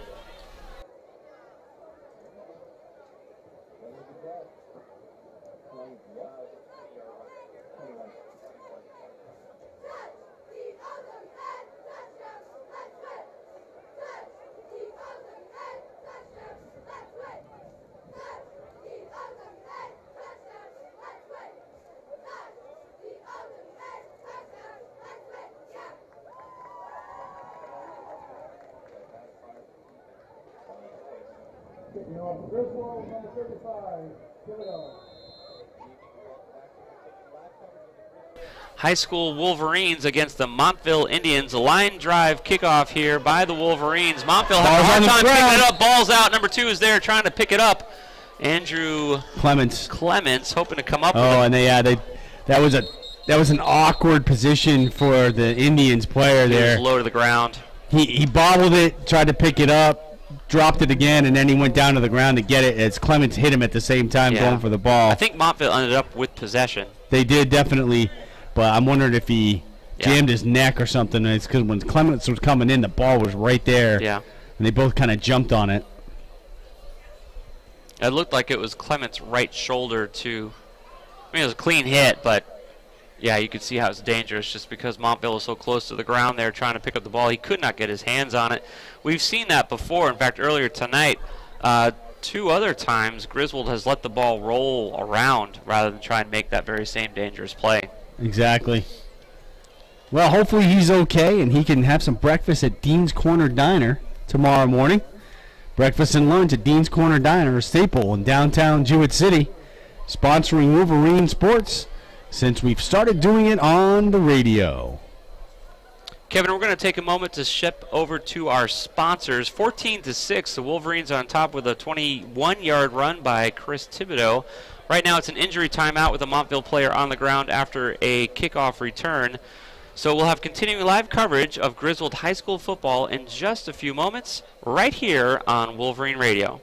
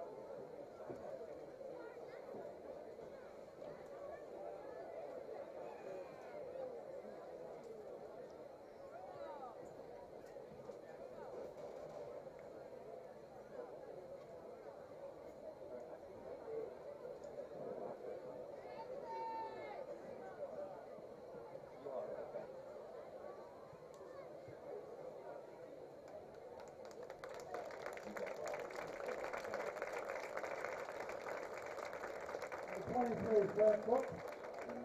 He gets started off the field after the injury.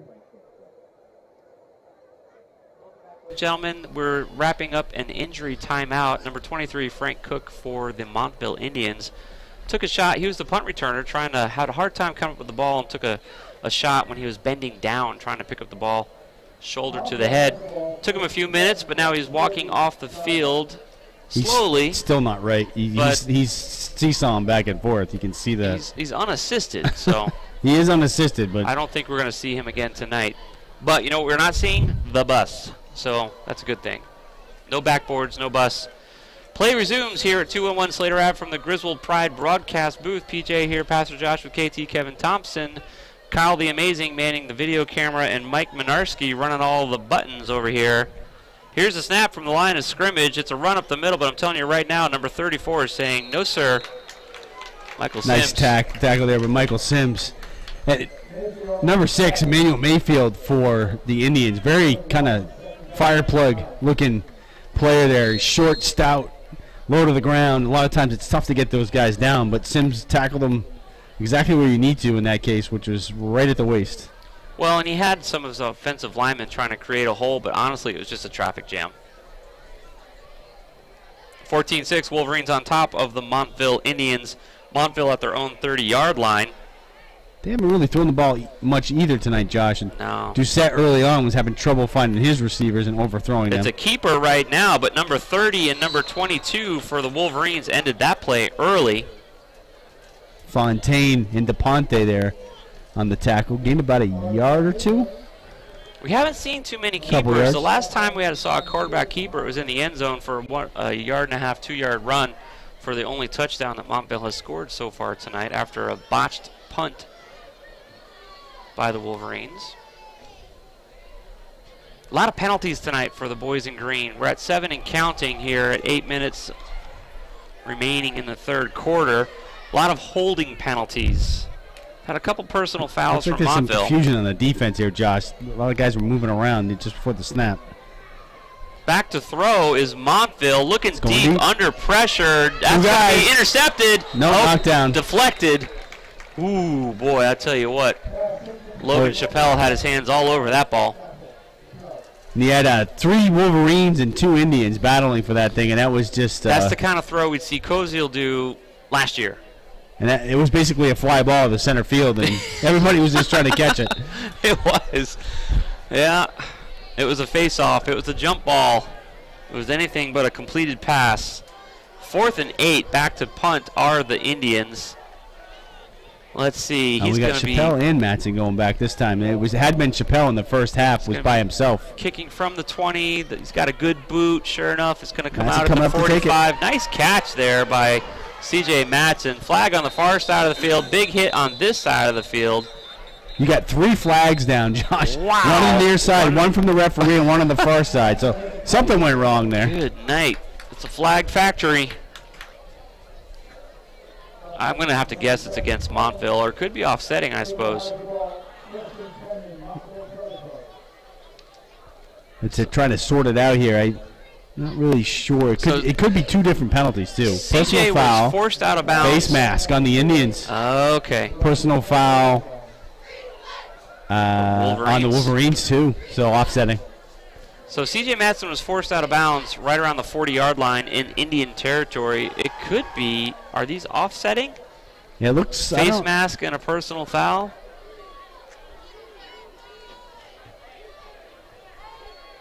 They're having a conversation. They are trying to figure out the spot based on where the fouls were. Yeah. So one flag's at the 45 of the Indians.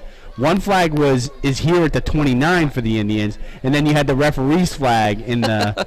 behind the punter. Oh my goodness. It's like a fireworks show.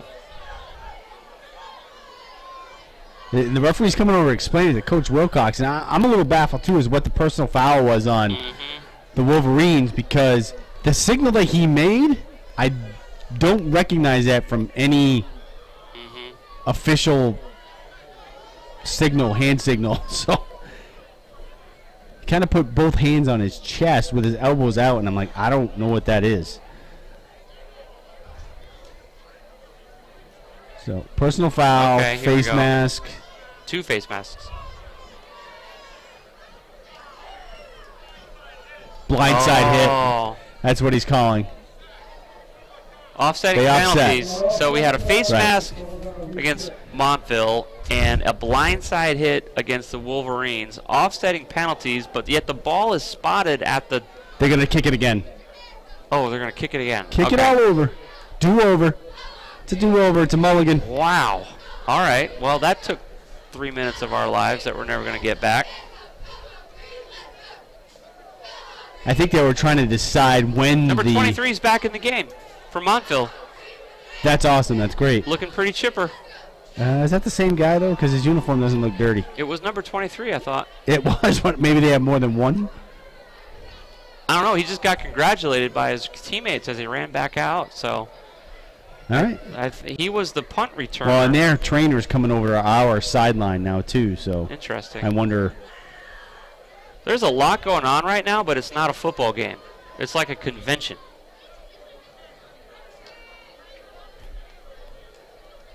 So Matson and Chappelle back deep. Still lots of talking going on the field. There's a whistle, so maybe we're going to get to play football tonight. 8 minutes remaining in the third quarter. We're going to do this kickoff over again. Try to do it without so many penalties. It's another kick. It's going to land a little bit shorter than the first one. And Wolverine's just going to let it roll down to their own 41-yard line. They're going to take over on downs. And number 23 was the one that downed it for them. So that's great to see him back in the game. Yeah, he's looking great. So I think, Josh, what they were trying to sort out there with the penalties is when the penalties occurred. Because if in the spots, and then they were just like, okay, well, it was during the actual run back for both. That means you just kick it over. yeah. I didn't see the blindside hit or the face mask, to be honest. I think the blindsider's on the far side of the field. Here we go. Wolverines 1st and 10 from their own 41-yard line. Koziel from the line of scrimmage. Time for some football, folks. Here's the snap. It's a handoff to number 35, Chris Thibodeau, looking for some blocking at the line of scrimmage, and that gap got filled. Chris got back to the line of scrimmage, but that's about it, folks. Number 74 stepped up. Number 74 has got to be 260 pounds for Montville. I'd say he's all that and then some. Because when he stepped into that gap, the play ended. Well, it looks like, Chris, they're giving him a favorable spot. Looks like Thibodeau got a yard or two on that run. Yeah, give him a couple yards, it looks like. That light pole's in our way again. So. Yeah. 2nd and 8 for the Wolverines from their own 43-yard line. Hustling back to the line of scrimmage is Koziel and crew. It's a pitch back to number 4, running to the left-hand side, looking for some blocks. Doesn't get them. Play ended after a couple of yards there. Looks like they're going to give him up to the 45, Josh, so that'll be 3rd and 5. Yes, sir. Well, maybe the 46. They gave him the 46, so it's 3rd and 4. No, 3rd and 5. 7 minutes remaining in the third quarter. The Wolverines hang on to an 8-point lead. They're trying to drive the ball past midfield now to get the first down. That's going to be their objective right now. Boy, I'd love to see them just make a nice little pass somewhere. They've got options. And Montville has not shown impressive pass coverage at all tonight. It's time to test it, I think. Sure enough, back to throw is Koziel, looking to his right. Long ball, that's a jump ball. And almost intercepted by Montville. Chris is upset with himself. That was close coverage. Montville did a good job covering the ball that time. Christopher Connors with the almost pick there for the Indians. That kind of was a jump ball on that one too, Josh. Yeah, he didn't throw to the outside shoulder. Koziel got a little too much air under that throw. Yep. So it's going to give the Wolverines a chance to punt the ball here into Montville territory. 6 minutes remaining, 6.5 minutes remaining in the third quarter. 14-6, the boys hang on to a lead. Back to kick is Koziel. Nice, beautiful kick at the 10. Oh, the kid picked it up at the 6-yard 5. line, and the kid picked it up. He's running back. He's got some room. Surprised the Wolverines. Wolverines are going to end that play at the 24-yard line. Three flags. 3 flags on the play. Looks like number 5 was the one. Chappelle, Logan Chappelle made the big stop there. We did Who's not. the run back there? That was Dominic Emmons. Did one a of the good running job. backs for the Indians. He liked that bounce, and he decided I guarantee to go you the for coaches it. were saying no, no, no when he picked up the ball, and then were saying yes, yes, yes as he kept running. Yeah, it caught everybody by surprise, most importantly the Wolverine defense. But now we've What got is this one? So more penalties on the field. it looks like they're going to walk it off against the Wolverines. It 'Cause does. that's the way they're facing, but we still don't have a call, an official call from the referee. I wonder, I heard very loud noise when he was hit. I wonder if it was a helmet to helmet. I don't know. It's been really refreshing. Up until tonight, the Wolverines have been playing relatively penalty-free football. Here we go. Personal foul, face mask against the Wolverines. Personal foul against the Indians, just a Indians. personal foul, not an exact type of personal foul, just a personal foul. You know, So again, we got offsetting. I don't know. So do you think they're going to re-kick this one too?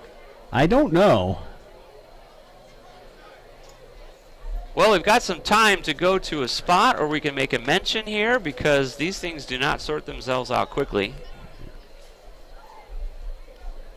We're going to take a quick break. You're listening to continuing live coverage of Griswold High School football right here on Wolverine Radio.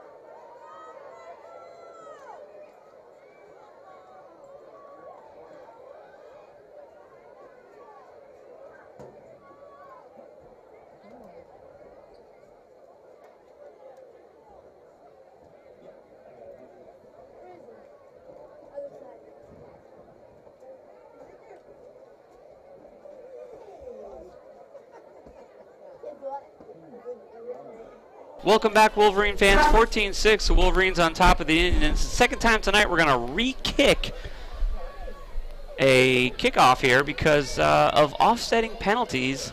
So that was penalty number 8 against Griswold. The interesting thing about those penalties is the Indians player was ejected. We don't know who it was, though, because we didn't get the number. All we saw was that player's been ejected, the ejection sign from the referee. Now they're still confabbing here at midfield. I don't know what the discussion is. Maybe they're trying to get the exact number of the player. In the personal foul, there was no signal as to what type of personal foul it was on the Indians. Like, what was it? Was it unsportsmanlike conduct? Was it? They didn't block in the back. Yeah, normally a targeting would also get you disqualified. So the targeting one is normally the fist to the head, and the signal from the referee. But he didn't do that. He just said it was a personal foul, and with no other explanation. So the ball is being spotted at the Wolverine 45-yard line. Which is where it was when they kicked. 46-yard line. Yeah, because that's where Matson had run to for second down, and then the third down play was the pass to Thibodeau, which was incomplete. And then it looks like Koziel's going to punt the ball again. It was a beautiful punt that was cleanly fielded off the ground deep in Montville territory with about a 20-yard run back, and then just flags flew everywhere. So the boys are going to try it again. 14-6, 8-point lead. Wolverines kicking the ball away, not able to convert on fourth down. So here we go. Beautiful spiraling kick and trouble. Oh, ball's trouble loose for Montville. Wolverines Ball's out. Looks like the Wolverines recovered at the 20-yard line. Wow. Hey, no flags on the play. That's worth a cowbell. No flags, and that time, the Indians player, number 10, Dominic Emmons, he decided to try to pick it up off the balance, but the Wolverine players were right there. They were right there, and they just popped him, and the ball came out. Yeah, knocked it loose. I tell you what, Montville needs to spend some time practicing special teams because that's really cost them tonight. They've made some dangerous plays. They've gotten hurt on special teams. And now this is a huge turnover here for the Wolverines. 6 minutes, all the time in the world. 1st and 10, Montville 20. Koziel kicked the ball. Now he gets a chance to throw the ball here or hand it off. Let's see what he does. He fakes it to number 4, runs to the right-hand side, unleashes, and almost gets picked off. Incomplete. He was Right looking to the hands for of number 10, who fumbled the ball on the punt. He was looking for number 22 there, Matt DePonte. Sass just gave me an update. It was 23 that got ejected. What? The kid that got nailed and Yeah, came back into the game and then he got ejected. wow. Him and CJ got into it at the end. So Sass, were they thinking that it was a cheap hit on the play where he got hurt here on the kickoff? No, they did. It was a last. After that last play, they got into a little scuffle on the field. He came back on.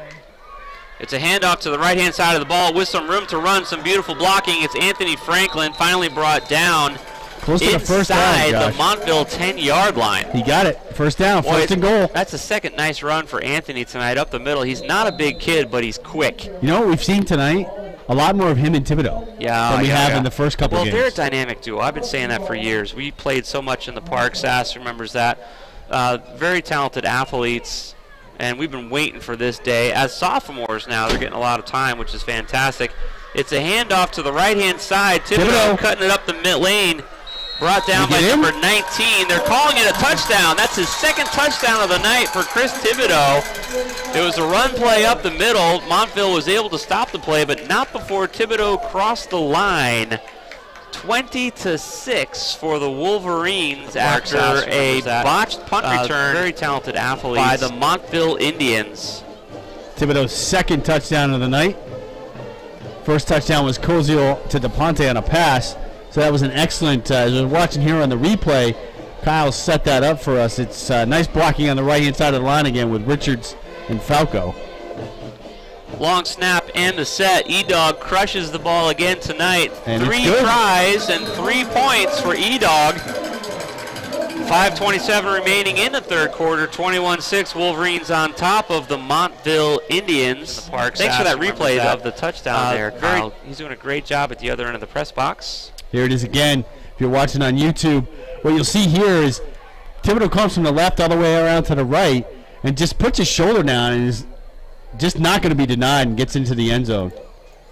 That was nice. It's a beautiful play there by the Wolverines. All right, coming back out for the kickoff here.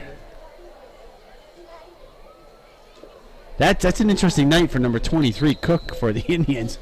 Gets hurt on the kickoff. We thought he was going to comes back on, and everybody's like high-fiving him. Yeah, all right, you're all right. And then he gets thrown out in the very next play. We thought he was going to be riding the back brace right to the far side of the field because he was not moving there for quite some time. It was a little scary. Now, my best recollection is CIAC rules say that if you get ejected from this game, you're also out the next game. What? Yes. Because that happened to Yetton last year on that crackback block that he had. That's right. All right, back for the kick is Chris Thibodeau, who just scored his second touchdown of the evening. It's an onside kick. Rolls past the Montville Indians and right out of bounds. And so they had a shot there, Josh. Just another couple feet, and green jersey would have been on that ball. Yeah. So special teams struggling tonight for the Montville Indians. 21-6 Wolverines here. The defense is going to have a chance. It's favorable field position for the Wolverine defense as the ball is in Montville territory. It looks like it's going to be spotted right around the 45-yard line. This has been a tough game for the officials, too, because there's been lots of at least 15 penalties between both teams. Yeah. Last year, I remember a game, I think we had 28 total penalties. What team was that we played? It was here. It was just a terrible game. There were like 28 total penalties. Well, we got two scrappy teams here tonight. I mean, the Wolverines always play scrappy. Back from the shotgun, new look for us. Hasn't done this very often, not since the first quarter. It's a fake handoff and a keeper, number 4, running around the right-hand side. He's got some room to run before finally being brought down by the Wolverines. Number 22 was initial contact. It's about a 20-yard run there for Doucette. Really was. On the right side. And then 57 came in for the tackle as well for the Wolverines. So Matt DePonte there and team captain Richards, Shamari Richards, in on the stop. That was a really there's nice. Patrick Strange jogging off the field. So he is playing a little bit. It was a really nice fake to the left-hand side. If I wasn't watching the play through binoculars, I don't know if I would have seen it. So they really did a nice job on that play. Fooled everybody Nice gain there for the Indians. From the shotgun again, it's an actual handoff to number 6 up the middle. Boy, nice shoestring tackle there by number 57 to slow that play down. It's looks like you got about 4 there, Josh. So 2nd and 6 coming up here for the Indians. Yeah, Falco reached up, grabbed his ankle, slowed things down, and then the stop was made by his teammates there. 21-6, Wolverines have a nice lead here deep in the 3rd quarter, 4.5 minutes remaining. 2nd and 6 from the Wolverine 30-yard line. Here come the Montville Indians. From the shotgun again, looking to throw the ball, oh, he's in trouble, but he breaks a tackle, and then the Wolverines are able to sack him. Looks like he may have got a yard out of that. Salvage the play. He was looking straight down the field. I'm not sure who the intended receiver was. There's some whistles here. Montville Indian, number 18 on the far side of the field, slow to get up, number 19 rather. Or is he just stretching, or what's the deal? No, trainers are heading over there. Yep, I see that. Who is that? Is it 18 or 19? I believe it's 19. Yeah. That's Velez, their number 1 wide receiver. Griswold trainer running out there. Well, maybe that was why the play got busted up there. So let's take a moment to give a chance to our sponsors here. We're going to have an injury timeout. Montville needs a few moments to stretch out a calf muscle or something. You're listening to continuing high school football coverage here. 21-6, Wolverines on top, right here on Wolverine Radio.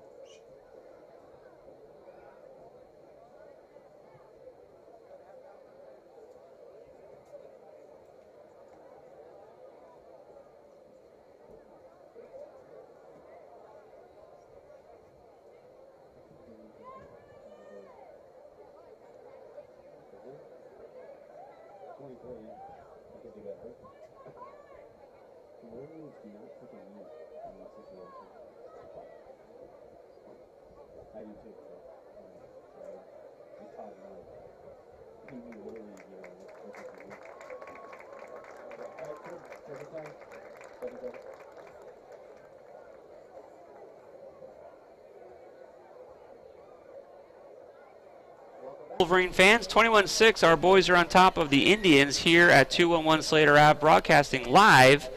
It's Wolverine Radio from the Griswold Pride broadcast booth. PJ, Pastor Josh here with KT Kevin Thompson. Kyle on the video camera tonight. Go to our Facebook page at Wolverine Radio or the homepage for Wolverine Radio. Click on the link to YouTube, and you can see what we're talking about here tonight. Services provided here when we are at home, which is fantastic. Montville here is in the middle of a drive, just come back from injury timeout. It's a quarterback keeper through the middle. Picks up a few yards. Close to the first down, just a little bit shy, it looks like to me, Josh. So I'll bring up 4th and short. Initial contact on that play provided by Shamari Richards. Yeah, 4th down and about a half a yard, it looks like here. Got to go for it. It's too far to kick and too late in the game to not go for it. Yeah, down 2 scores. Nothing to lose. If you kick it, it's not going to gain you many yards. So ball's at 26-yard line, so sure enough, Montville's going to go for it here. Let's see if the Wolverines can stop them and take over on downs. Montville's going to take the snap from the line of scrimmage and give it to number 7. Boy, I tell you what, they're having a hard time knocking him down, but he got a first down. He crossed the 25. I was going to say, he had forward progress before being shoved back. He's not a small boy. Justin Long there, Jaden Long. It's going to move the chains for the Indians. They need to try and score here. They're trailing by 15 points deep in the third quarter, 2.5 minutes remaining. Their only score so far tonight was after a botched punt return. They were able to pick up the ball and then run it to the 2-yard line and then move the pile. For their only points of the game, their extra point was a line drive, no good. It's a run, number 22 trying to find his way up the middle, and wow, big stop by number 30 there for the Wolverines. Fontaine on the tackle there. 27 on the carry for the Indians. Nehemiah Owens.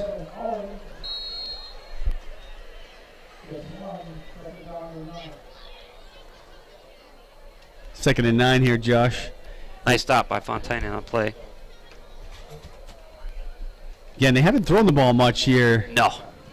In the second half. They tried a few in the first half, weren't very successful except for the screen pass on the first play. He's overthrowing all of his receivers, never got dialed in. From the line of scrimmage, it's a handoff to number 6. Nice play. Early tackle, number Steven 15. Sims. Wrapped up his ankles and just said the play stops right here, right now. Minute and a half remaining in the third quarter. It's going to bring up the scoreboard. Still says second and 9. I agree. 3rd and 11. Oh, there we go. Third. Oh, is it really? Yeah, he lost a couple yards on that one. Scoreboard's struggling tonight, buddy. Now it says 3rd and 11.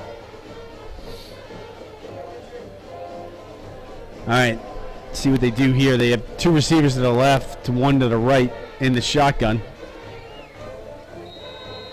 Well, play whistle dead. There's a Flag in the penalty. backfield. That's going to be on the Wolverines. Delay a game on the Indians. It's not the Wolverines. All right. So the official that's actually the farthest to our left in the backfield for the Wolverines is the one that keeps the play clock. So if his little buzzer goes off, that means the play clock ran out. From the shotgun, looking to throw under pressure, looking to go deep into the end zone, overthrew his receiver. Nothing there for the Indians. Boy, I tell you what, Steve Gravino's done a nice job at the field this week. Last week it was hard because it was so wet. He had to keep it long, and you couldn't see the lines, and the ball was slipping all over the place because the grass was so wet. This week we're starting to see more of that traditional look with some wear spots showing, but the boys have good traction, no injuries because of people slipping tonight. The lines are nice and crisp. I guess we've got the fall look going, even though we're still technically... It feels like fall. It's going to feel like fall this winter. Yeah. This weekend. Going for it here in fourth down, and Josh. 16, going for it. Back to throw is number 4 for Montville. It's a lazy pass and caught out of bounds by the Wolverines. No, intercepted. It was intercepted. By Okay. Chappelle. Boy, he caught that and then was able to get his feet down before running out of bounds. So interception for the Wolverines. They're going to take over on downs from their own, let's see. 18, I think? Yeah, 17 and change, 18. 18. Yeah, it's kind of funny because Chappelle, nice that he intercepted it, but it would have been better just to knock it down because he actually cost him about 15 yards. Yeah. He may not have been aware he was so close to the sideline when he caught it. 38 seconds remaining in the quarter before we turn the field around. Get one more play off here, it looks like. Koziel from the line of scrimmage. It's a handoff to a dead play. Chris Thibodeau trying to run up the middle, no blocking, so. Lost a couple on that one, maybe 3. It almost looked like they were talking at the line before the snap, trying to figure something out. But whatever it was, it did not work out.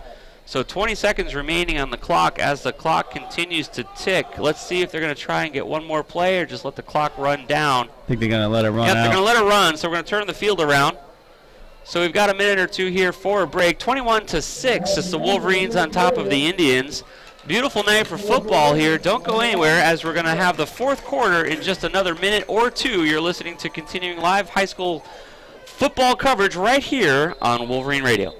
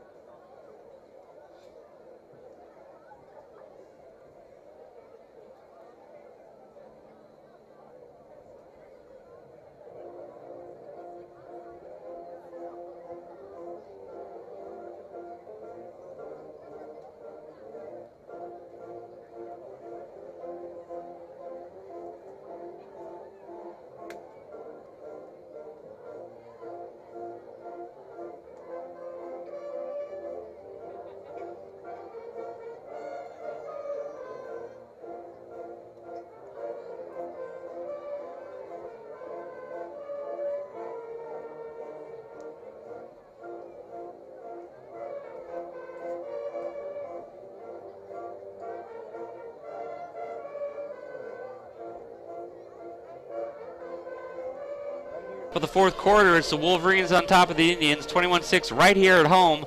Broadcasting live from the Griswold Pride broadcast booth. It's PJ Pastor Josh with KT Kevin Thompson, Mike Minarski, our producer, and Kyle the Amazing providing video coverage here of tonight's game. You can find us on YouTube. You can find us on Wolverine Radio.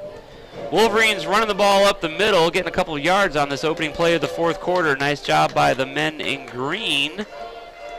It's about a 6-yard gain there, Josh, for Franklin, I believe, on that Another carry. run play up the middle by Anthony Franklin. Big night for Anthony. So they lost a couple on the first down, gained a few of them back there. Looks like it's about 3rd and 6.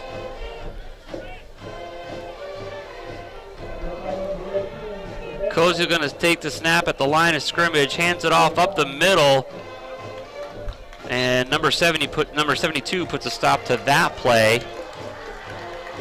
Right about the line of scrimmage. Not much of a gain, maybe a yard or so. Yeah, they're going to punt it away here.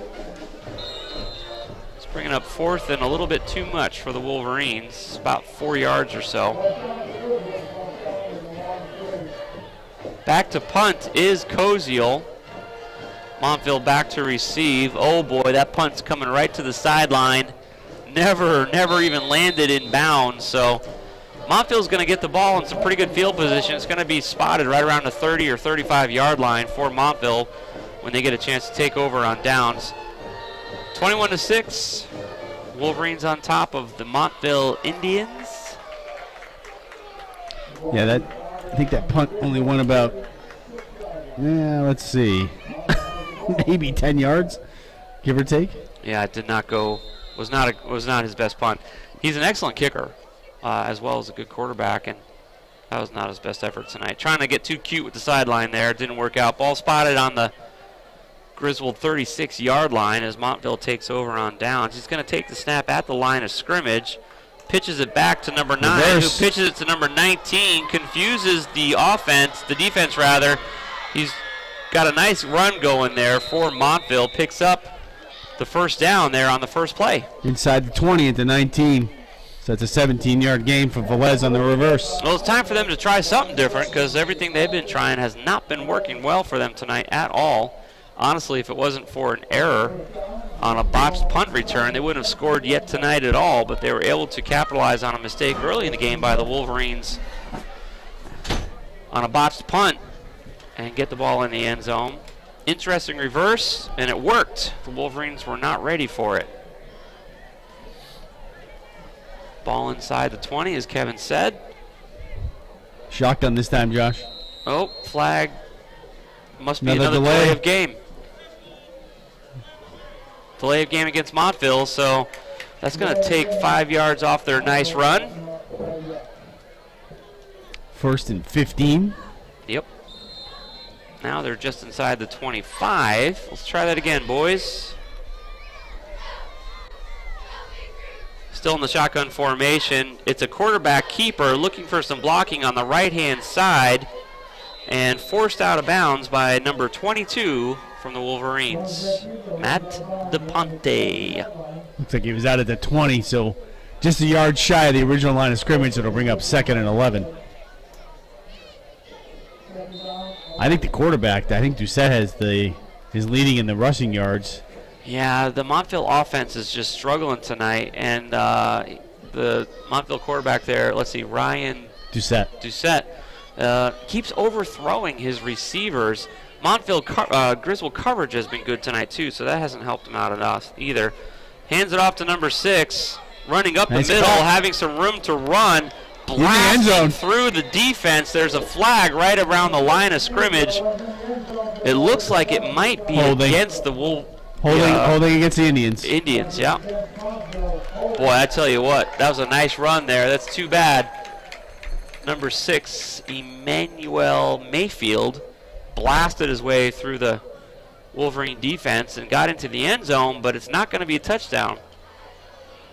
Now the ball will go back to the 24. That's a 5-yard penalty, so 2nd and 15.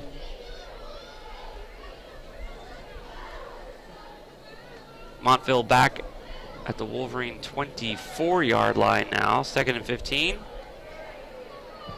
That was one of their best run plays of the night, too. Shotgun again here, Josh. Number 6 is lined up next to the quarterback. Let's see if they run the same play. Hands it off to number 19, who's looking for some blocking. Wolverines almost get a shoestring tackle. He breaks 3 tackles he broke. and is able and he's to gone. break it out through the left-hand side. It's going to be a Montville touchdown. Boy, No flags. That was a good second and third effort there by Montville to get that ball in the end zone. Number 19 on the carry. Velez, their number 1 wide receiver. Funny because Number he had 6 the is lined big up run next on the to the reverse, quarterback. and then Let's this see if time they they run the actually same brought him play. across the field as the ball was snapped, and the quarterback just handed it to him. Nice 3 broken tackles there for the score. Yeah, you can see the replay that Kyle just showed if you're watching us on YouTube, which I strongly encourage you to do it. Just great coverage being provided tonight here by Wolverine Radio. Thank you for that replay, Kyle. Back for the extra 2-point attempt.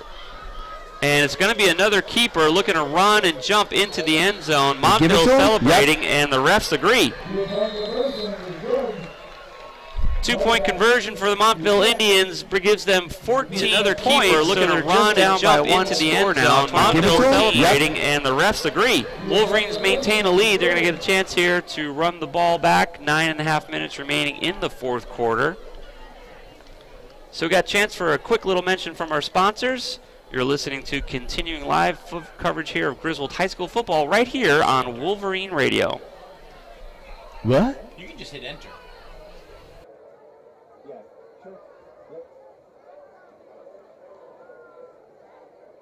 50.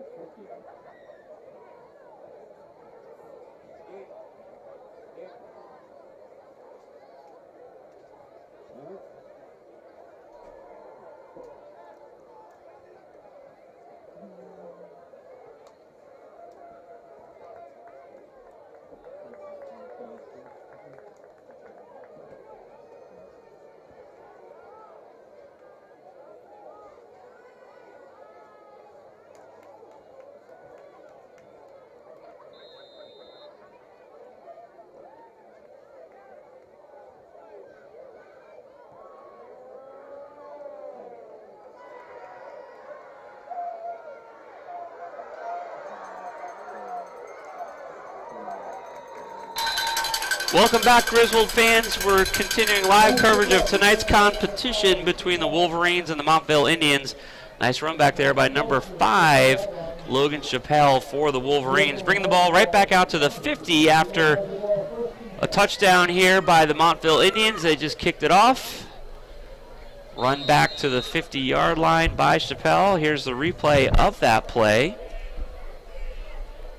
Some good blocking there on the return. Got about 20 yards on that. They need this. Game's a little too tight here, Josh, for it's our only liking. a one-score game, and we say in high school football, if it's 2 scores, it's a tie. So Griswold's Shotgun. Good job, but they got to get the ball in the end zone now to keep their safe lead. C.J. Matson running to the right-hand side. He's being chased down by number 53, but hit by number 19. Let's see, did they give him a yard, or are they putting it at the line of scrimmage? I think they set it at the line of scrimmage, so no gain on that one. That was a big hit. It was kind of funny because I was watching the blocking up front there, Josh, and Chaikow was coming around that end, and it almost looked like he was just trying to get in the way instead of actually blocking. It's going to bring up 2nd and 10 here for the Wolverines. 21-14. After a Montville touchdown by number 19, the man that just stopped that play. Right back at the line of scrimmage is Koziel, hands the ball off to number 4, C.J. Matson. He's met at the line by number 6 from Montville, and Kevin is going to bring up 3rd and 10. 3rd and 10, Mayfield with the stick there on Matson. Mayfield scored the touchdown for the Indians, the last touchdown. Oh, no, I'm sorry. I take that back. He scored when they had a penalty, and then he got brought back. Velez was the touchdown. They gave us half a yard, man.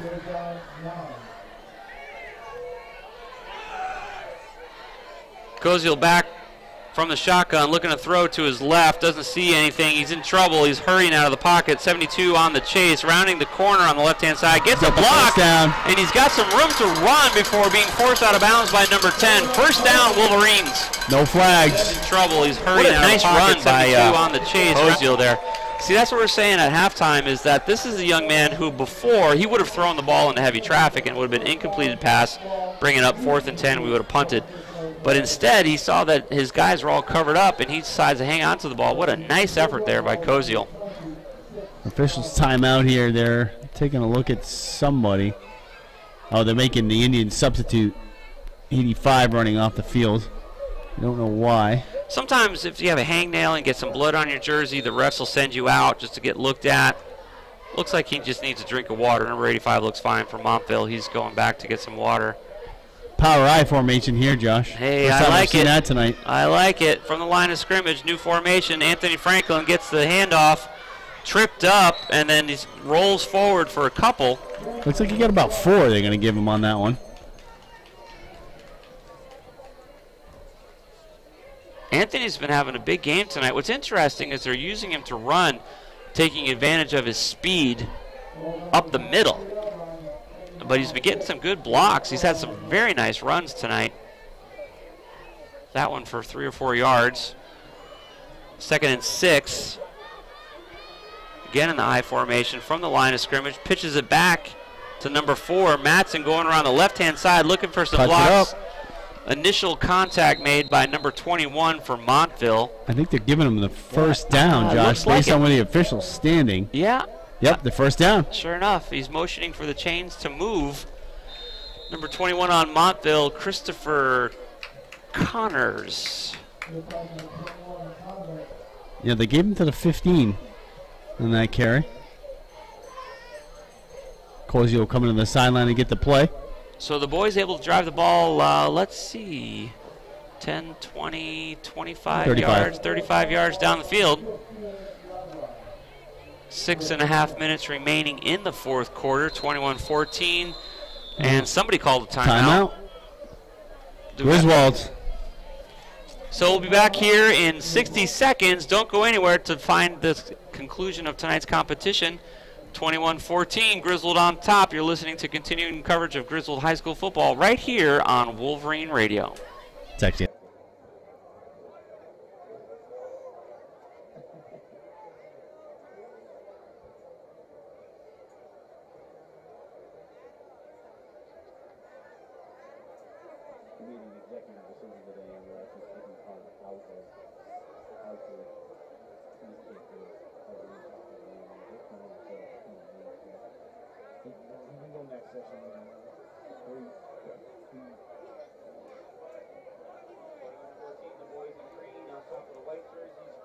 PJ Pastor Josh with KT Kevin Thompson here from the Griswold Pride broadcast booth. Kyle providing video coverage down on the left-hand side of the booth as you see Montville take the field. Ball currently spotted inside the 20 at the 15-yard line. 1st and 10, Wolverines looking to score. It's a one-score game. 2 scores is a tie is how high school football works. Anthony Franklin getting a chance to run. Number 7 on the chase. Nice blocking Anthony on the outside. Beats him, Is he gets in? a block. Touchdown, Wolverines. Anthony Franklin, that might be his first high school touchdown. Nice blocking there on the outside by Sims. High school football Franklin work. comes around the corner. Sims is leading the way. Look at this replay here. You can see Sims, number 34, with the block, allowing Anthony to get into the touchdown. Sophomore Anthony Franklin might be his first high school career touchdown. E-Dog hoping to go 4 for 4 tonight, I believe. Let's see how they line up. If it's an extra point They or are 2. indeed. E-Dog's coming out. E-Dog coming out for the extra point. Michael Sims coming out for a breather. Yeah, that was great. Number 7 was on the chase, but couldn't catch him. And then Anthony's quick. He's got some wheels. So here comes E-Dog, hoping to be 4 for 4 tonight with the extra point attempt. Oh, fake. It was They're a going for fake. 2. Koziel keeps the ball, Good. throws it in the end zone. He finds Is that DePonte again? I believe it is, yep. number 22. Matt with the extra DePonte. point attempt. Matt DePonte, great play there by the Wolverines. Yeah, let's watch that again. Thanks, Kyle, for that replay. So Koziel, of course, is who the ball gets snapped to. He's the placer. He's the holder for the kick, yep. 4 for 4 And then tonight with the he extra just kinda point comes attempt. around Yeah, to the right-hand side. It was They a go for fake 2. again. Thanks, Kyle. DePonte's right in the back of the end zone, wide open. Made it look easy. Really did. 29-14 is the score. Heads up play calling there by the Griswold coaching staff. We're back to a 2-score game now. And with that extra insurance point, that's going to make it a little bit harder for Montville here. They missed their first extra point attempt in the first quarter, 29-14, so they're actually going to need 2 touchdowns and a 2-point conversion just to tie. Chris Thibodeau back to kick for the Wolverines from the 40-yard line. Here's the kick. Let's see what he does. 10, 15, 20 yards, and it's going to bounce out of bounds. That's a penalty. And it's a penalty. I don't think the ball was touched. Was not touched. It went right out of bounds. So it'll be an extra 5 yards for the Indians. That'll bring it inside the 40-yard line. 6 minutes, 6.5 minutes remaining in the game as you see the Wolverine defense come on out. So last time the Indians on that drive went from the shotgun almost the entire time. Didn't throw the ball, but they ran it from the shotgun. Yeah. Had a reverse, little trickeration there. Yep. And then the play that they actually scored on, it wasn't a reverse, but Velez was coming across in front of the quarterback in the shotgun, and the quarterback just handed it off to him as he was coming across. That's called trickeration to matriculation. You weren't listening to me. I made it funny. Here we go back to throw. Is Montville under trouble? He gets the ball away. Oh, man, I thought that was almost caught. Yeah, that was an incomplete pass. That was a weird. Is there a flag down? Because I heard a whistle. Almost as the ball was in the air. I know, that was weird. There was a whistle, but no flag. Nope. There's a referee's coming over to explain something, I think, to the Griswold sideline. Or to the line ref.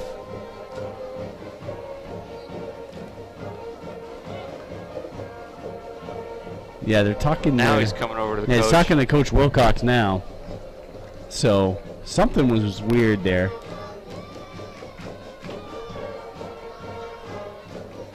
The squads are lining up, but something happened on that play, but no penalty was assessed. It's going to be 2nd and 10 after an incomplete pass for No play. Montville. They're saying no play, first down. What? That's what he just said. The referee just said that. You're right.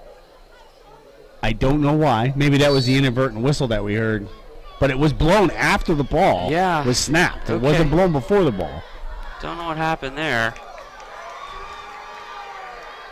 It's a keeper up the middle this time. Wolverines allow a couple of yards on that play. It looks like it was Mayfield again. Number 6. They'll need some bleach for his uniform. Did they snap right to him that time? No, it was handed off by Doucette. Okay. I was going to say it happened quick.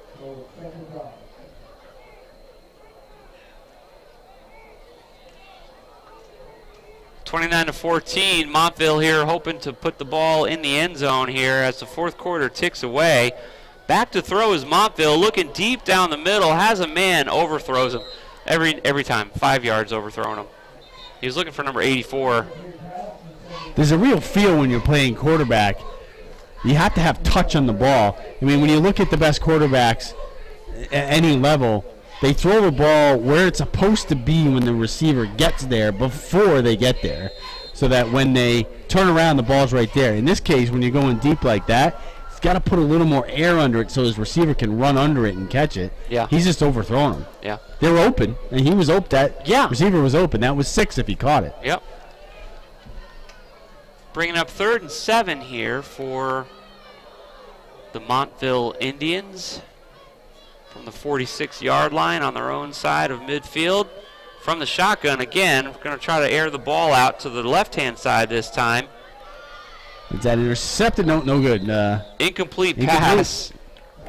Defended by number 2 there. Indians receivers down. Andrew Clements was trying to get the interception, but Montville player, the intended receiver, slow to get up. He is... Looks like his left arm, shoulder. Running off to the side there for a little look from the crew. Trainer's chasing behind.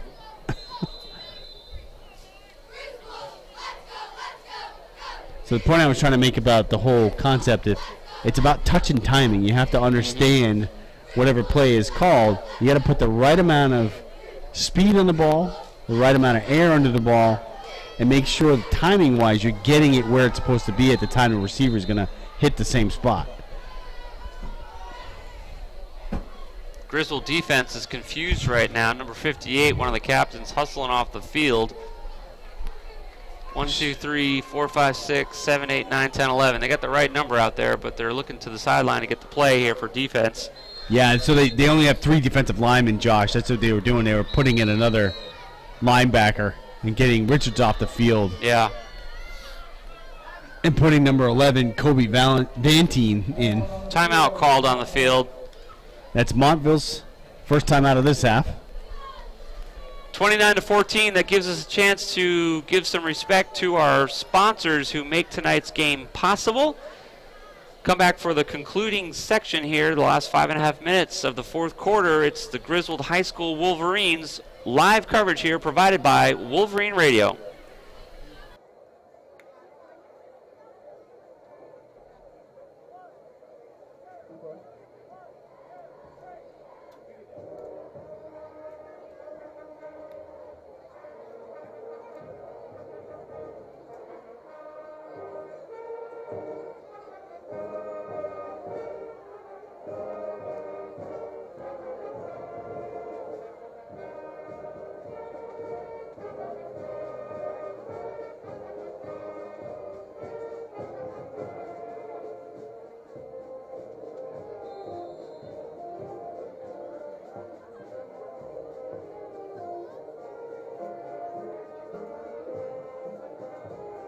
Down to Mongo.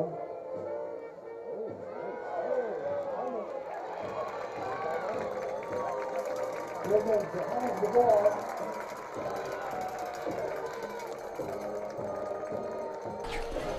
Well, the lackluster Montville offense just received another stroke of bad luck for them as they had a nice completed pass to the right-hand side, a short screen, struggling to get past midfield, and the ball was dropped and recovered by the Wolverines. So the Wolverines are going to take over on downs with 5.5 minutes remaining in the fourth quarter. 29-14 is the Wolverine lead. Ball remains at the 45-yard line. If you're watching on YouTube, you can see the last 3 minutes of play have been perfectly obstructed by the pole. Exactly. We seem to So be this fumble recovery is brought to you by Goodwin Family Dentistry, 25 East Main Street, Jewett City, 860-376-4483. Modern dentistry, old-fashioned values. Handoff to number 35, looking for some blocks, running to the right-hand side of the ball. He drops the ball. Ball's out. Let's see if they recover it. I think Griswold got back on top of it. See how they unpile. Yeah, they're not saying the other way, so they do have it. Yeah, Thibodeau dropped the ball, but was able to hang on to it when he went to the ground.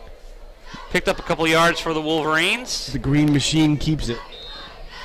Thankfully, we're out of the shadow of the pole now, so you can actually see the line of scrimmage. Yeah, Kyle was talking about earlier that he's going to try to put cameras at each Extra end of the cameras. stands so you can get the angle into the center of the field without the pole being there. 2nd and 5 for the Wolverines. It's a run up the middle. Number 4, C.J. Matson getting a Nice few run, blocks at the first line down. of scrimmage. First down, Wolverines. Clock continuing to tick. Now this is the time when you want to be in the split wing and just pound the ball because you're up by 2 scores. Yeah. Time is on your side. Montville took 1 timeout during that last possession for themselves, so they only have 2 left. Yep. Yeah, the boys not spending a lot of time in the huddle. My guess is that's exactly the plan. Kind of just Taking his time. so what you'll see in this case. Same play. 35 up the middle. Wow, with some room to run before a shoestring tackle by number 6 to slow the play down. Looks like another first down. But Chris got the blocks he needed that time for a nice gain to convert a first down. What you'll see here, Josh, when you're watching, and you're watching on TV or on YouTube here, what you'll see is that once the official in the back of the defense puts his hand up at 5 seconds to go on the play clock, that's when Kozio will snap it. Sure. Yeah. He's waiting. Kozio will wait to see him do that, and Yeah. then he snaps it. Yeah. Good heads-up play calling there. C.J. Matson with a gain of a yard or so on that run. As the Wolverines go into time management. 3 minutes remaining on the clock, 29-14. I don't know if Kyle can hear us or not, but if he can zoom out a little bit so we can see that official behind the defense, his hand will go up to the 5 second. There we go. Thanks, Kyle. 5 second mark. And then all of a sudden you'll see Koziel snap it. He's trying to run the clock down as much as he can. A little bit to your left, Yeah, you Kyle. see the ref is actually standing in the end zone. He just signaled. There's the snap. It's a pitch to Thibodeau's. It's a run to the right. Got some blocking, and he's in the end zone, folks. Number 7. The ref is Carr just kind of ushered him in. That's his 3rd touchdown of the night, Josh. Here's the replay. Thibodeau having a big night. Got some great blocking on the right-hand side. Montville might be getting a little tired right now. This was kind of similar to the Bacon game where they just wore him out in the second half. Yeah. And the score is going to be very similar in this game. 35-14 here. The Wolverines looking to be 3 scores ahead. E-Dog looking to be 5 for 5. I don't know if he's ever had a big a night like this. Well, he was 4 for 4. That's a good kick by E-Dog, right? Oh, no. The refs are saying no, no good. That looked good. Boy, it sure did. Wow. All right.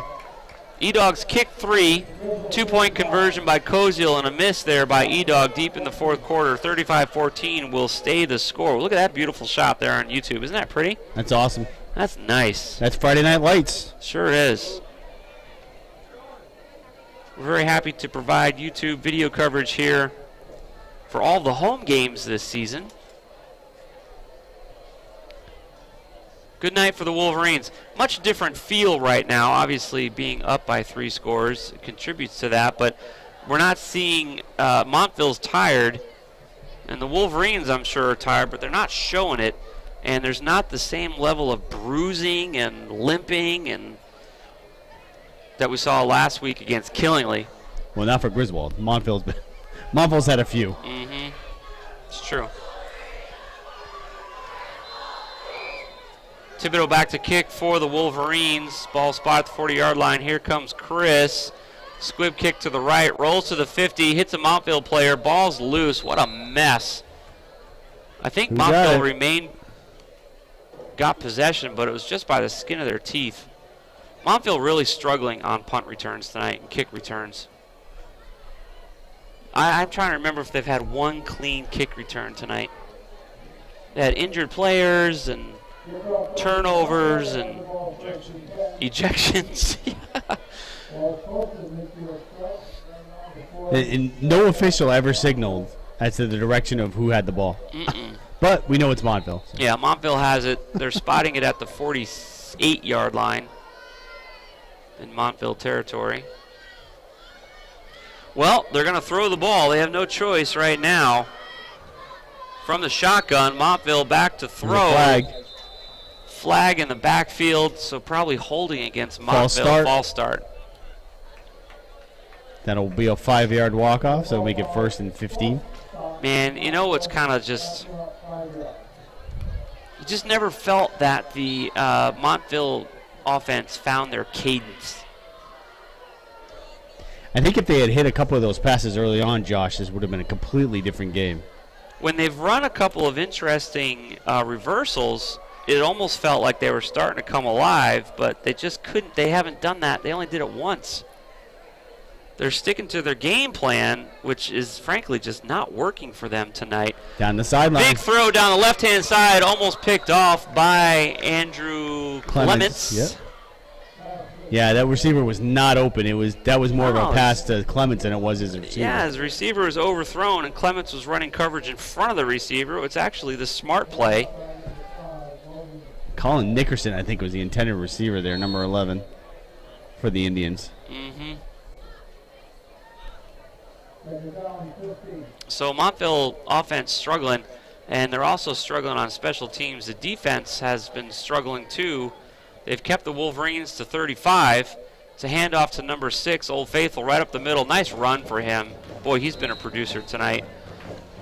He's played well for the Indians. He got probably about 10 yards out of that. He's an everything player. He does punt returns. He's making a lot of he's the guy that's making initial contact on a lot of the defensive stops, and he's running the ball up the middle tonight.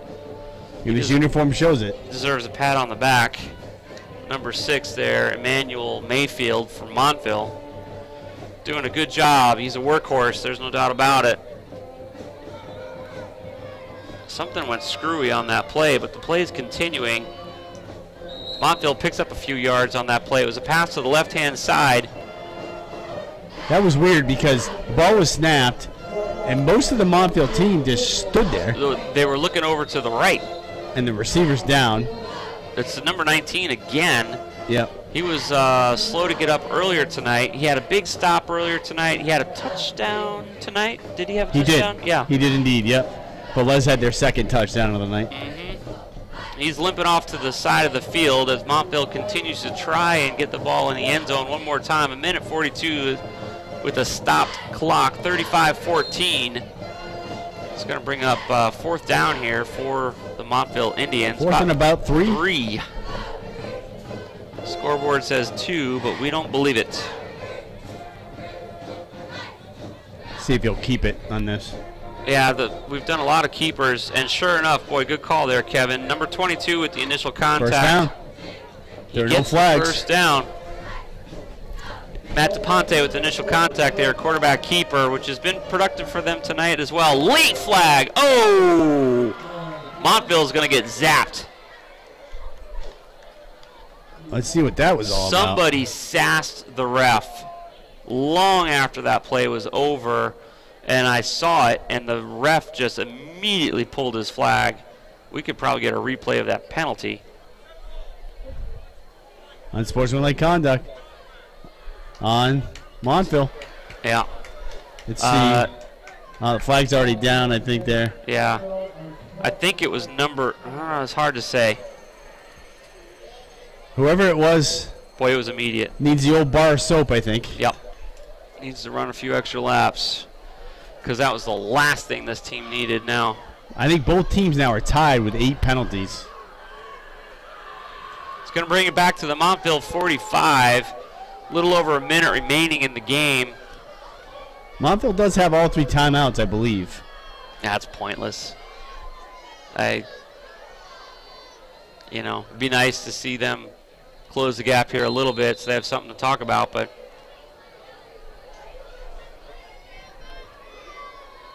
they've really struggled against this Wolverine defense. There's basically been no game through the air as that incomplete pass just put the period behind the end of that sentence. Thrown behind intended wide receiver Aiden Rodriguez. Clock stops with 1:03, 35-14.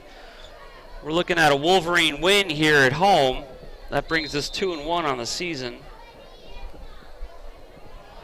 Boys are getting off to a good start. Do you think they picked up any lessons that they applied from Killingly last week? In the beginning of the game, no, but then when they started opening it up and going with different formations and throwing it a little more, yes. Yeah. 2nd and 25 for the Montville Indians. Low snap, quarterback hangs on to it, looking to throw to the right-hand side, incomplete pass. Kevin, that ball was beautifully thrown. That was a good throw by Doucette on that occasion.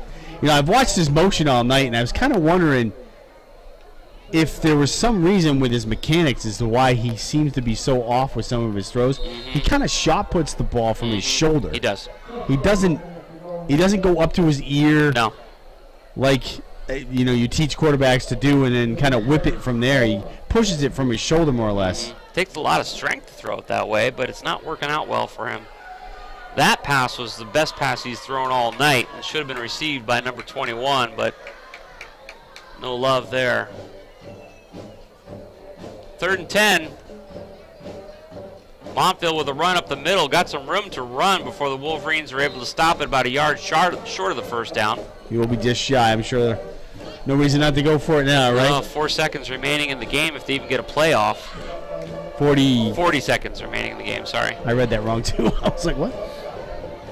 So the one thing about the throws there, the one that 21 missed, you tell kids, if it's above your waist, it's your thumbs together. You almost kind of make a triangle with your hands so you're catching the point of the ball. And below your waist, your pinkies are together. Last play of the game. Last play of the game.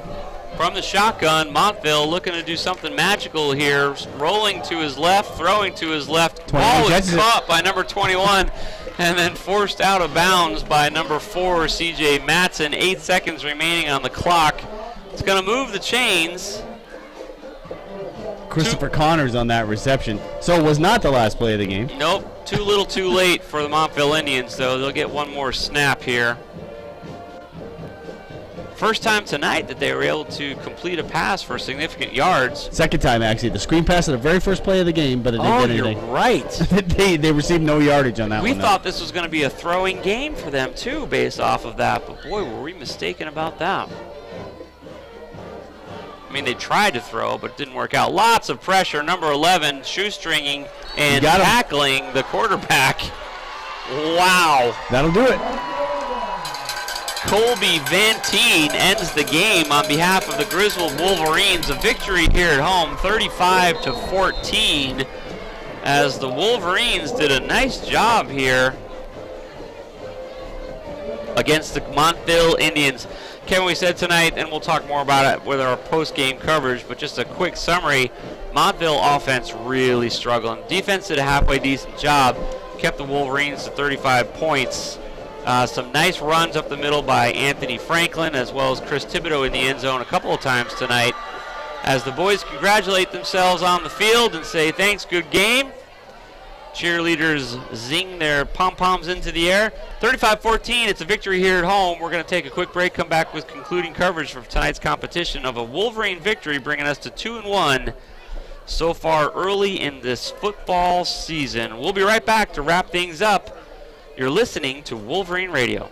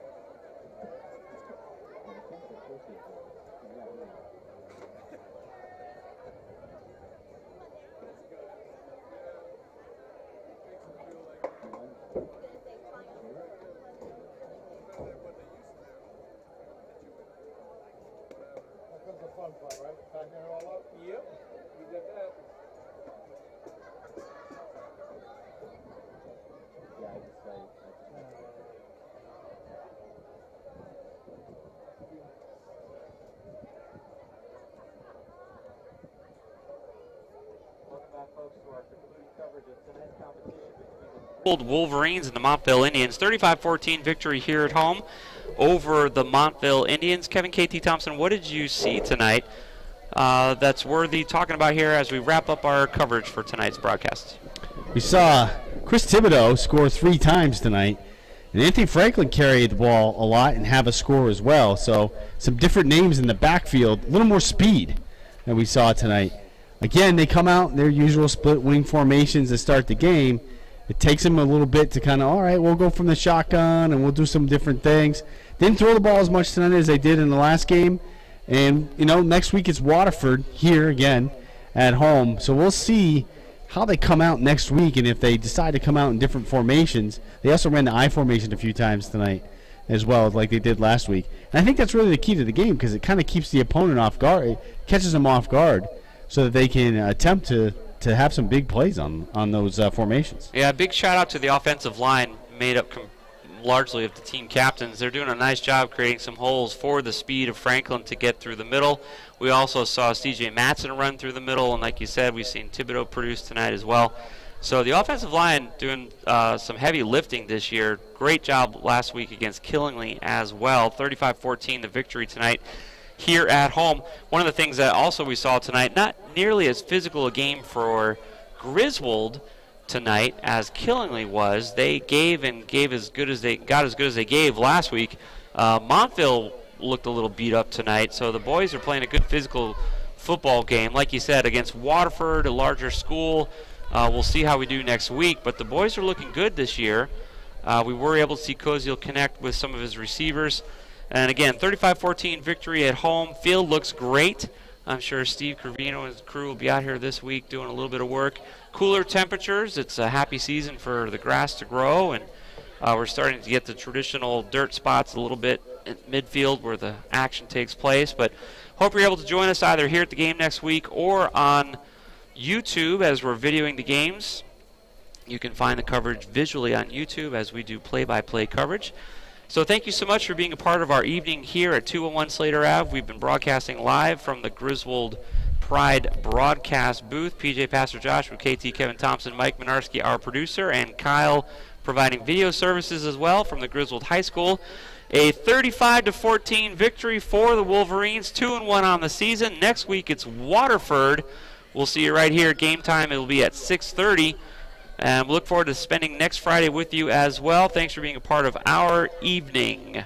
One more word here from somebody? We have one really important thing to announce. It's Josh's birthday this weekend, so if you see him, say happy birthday.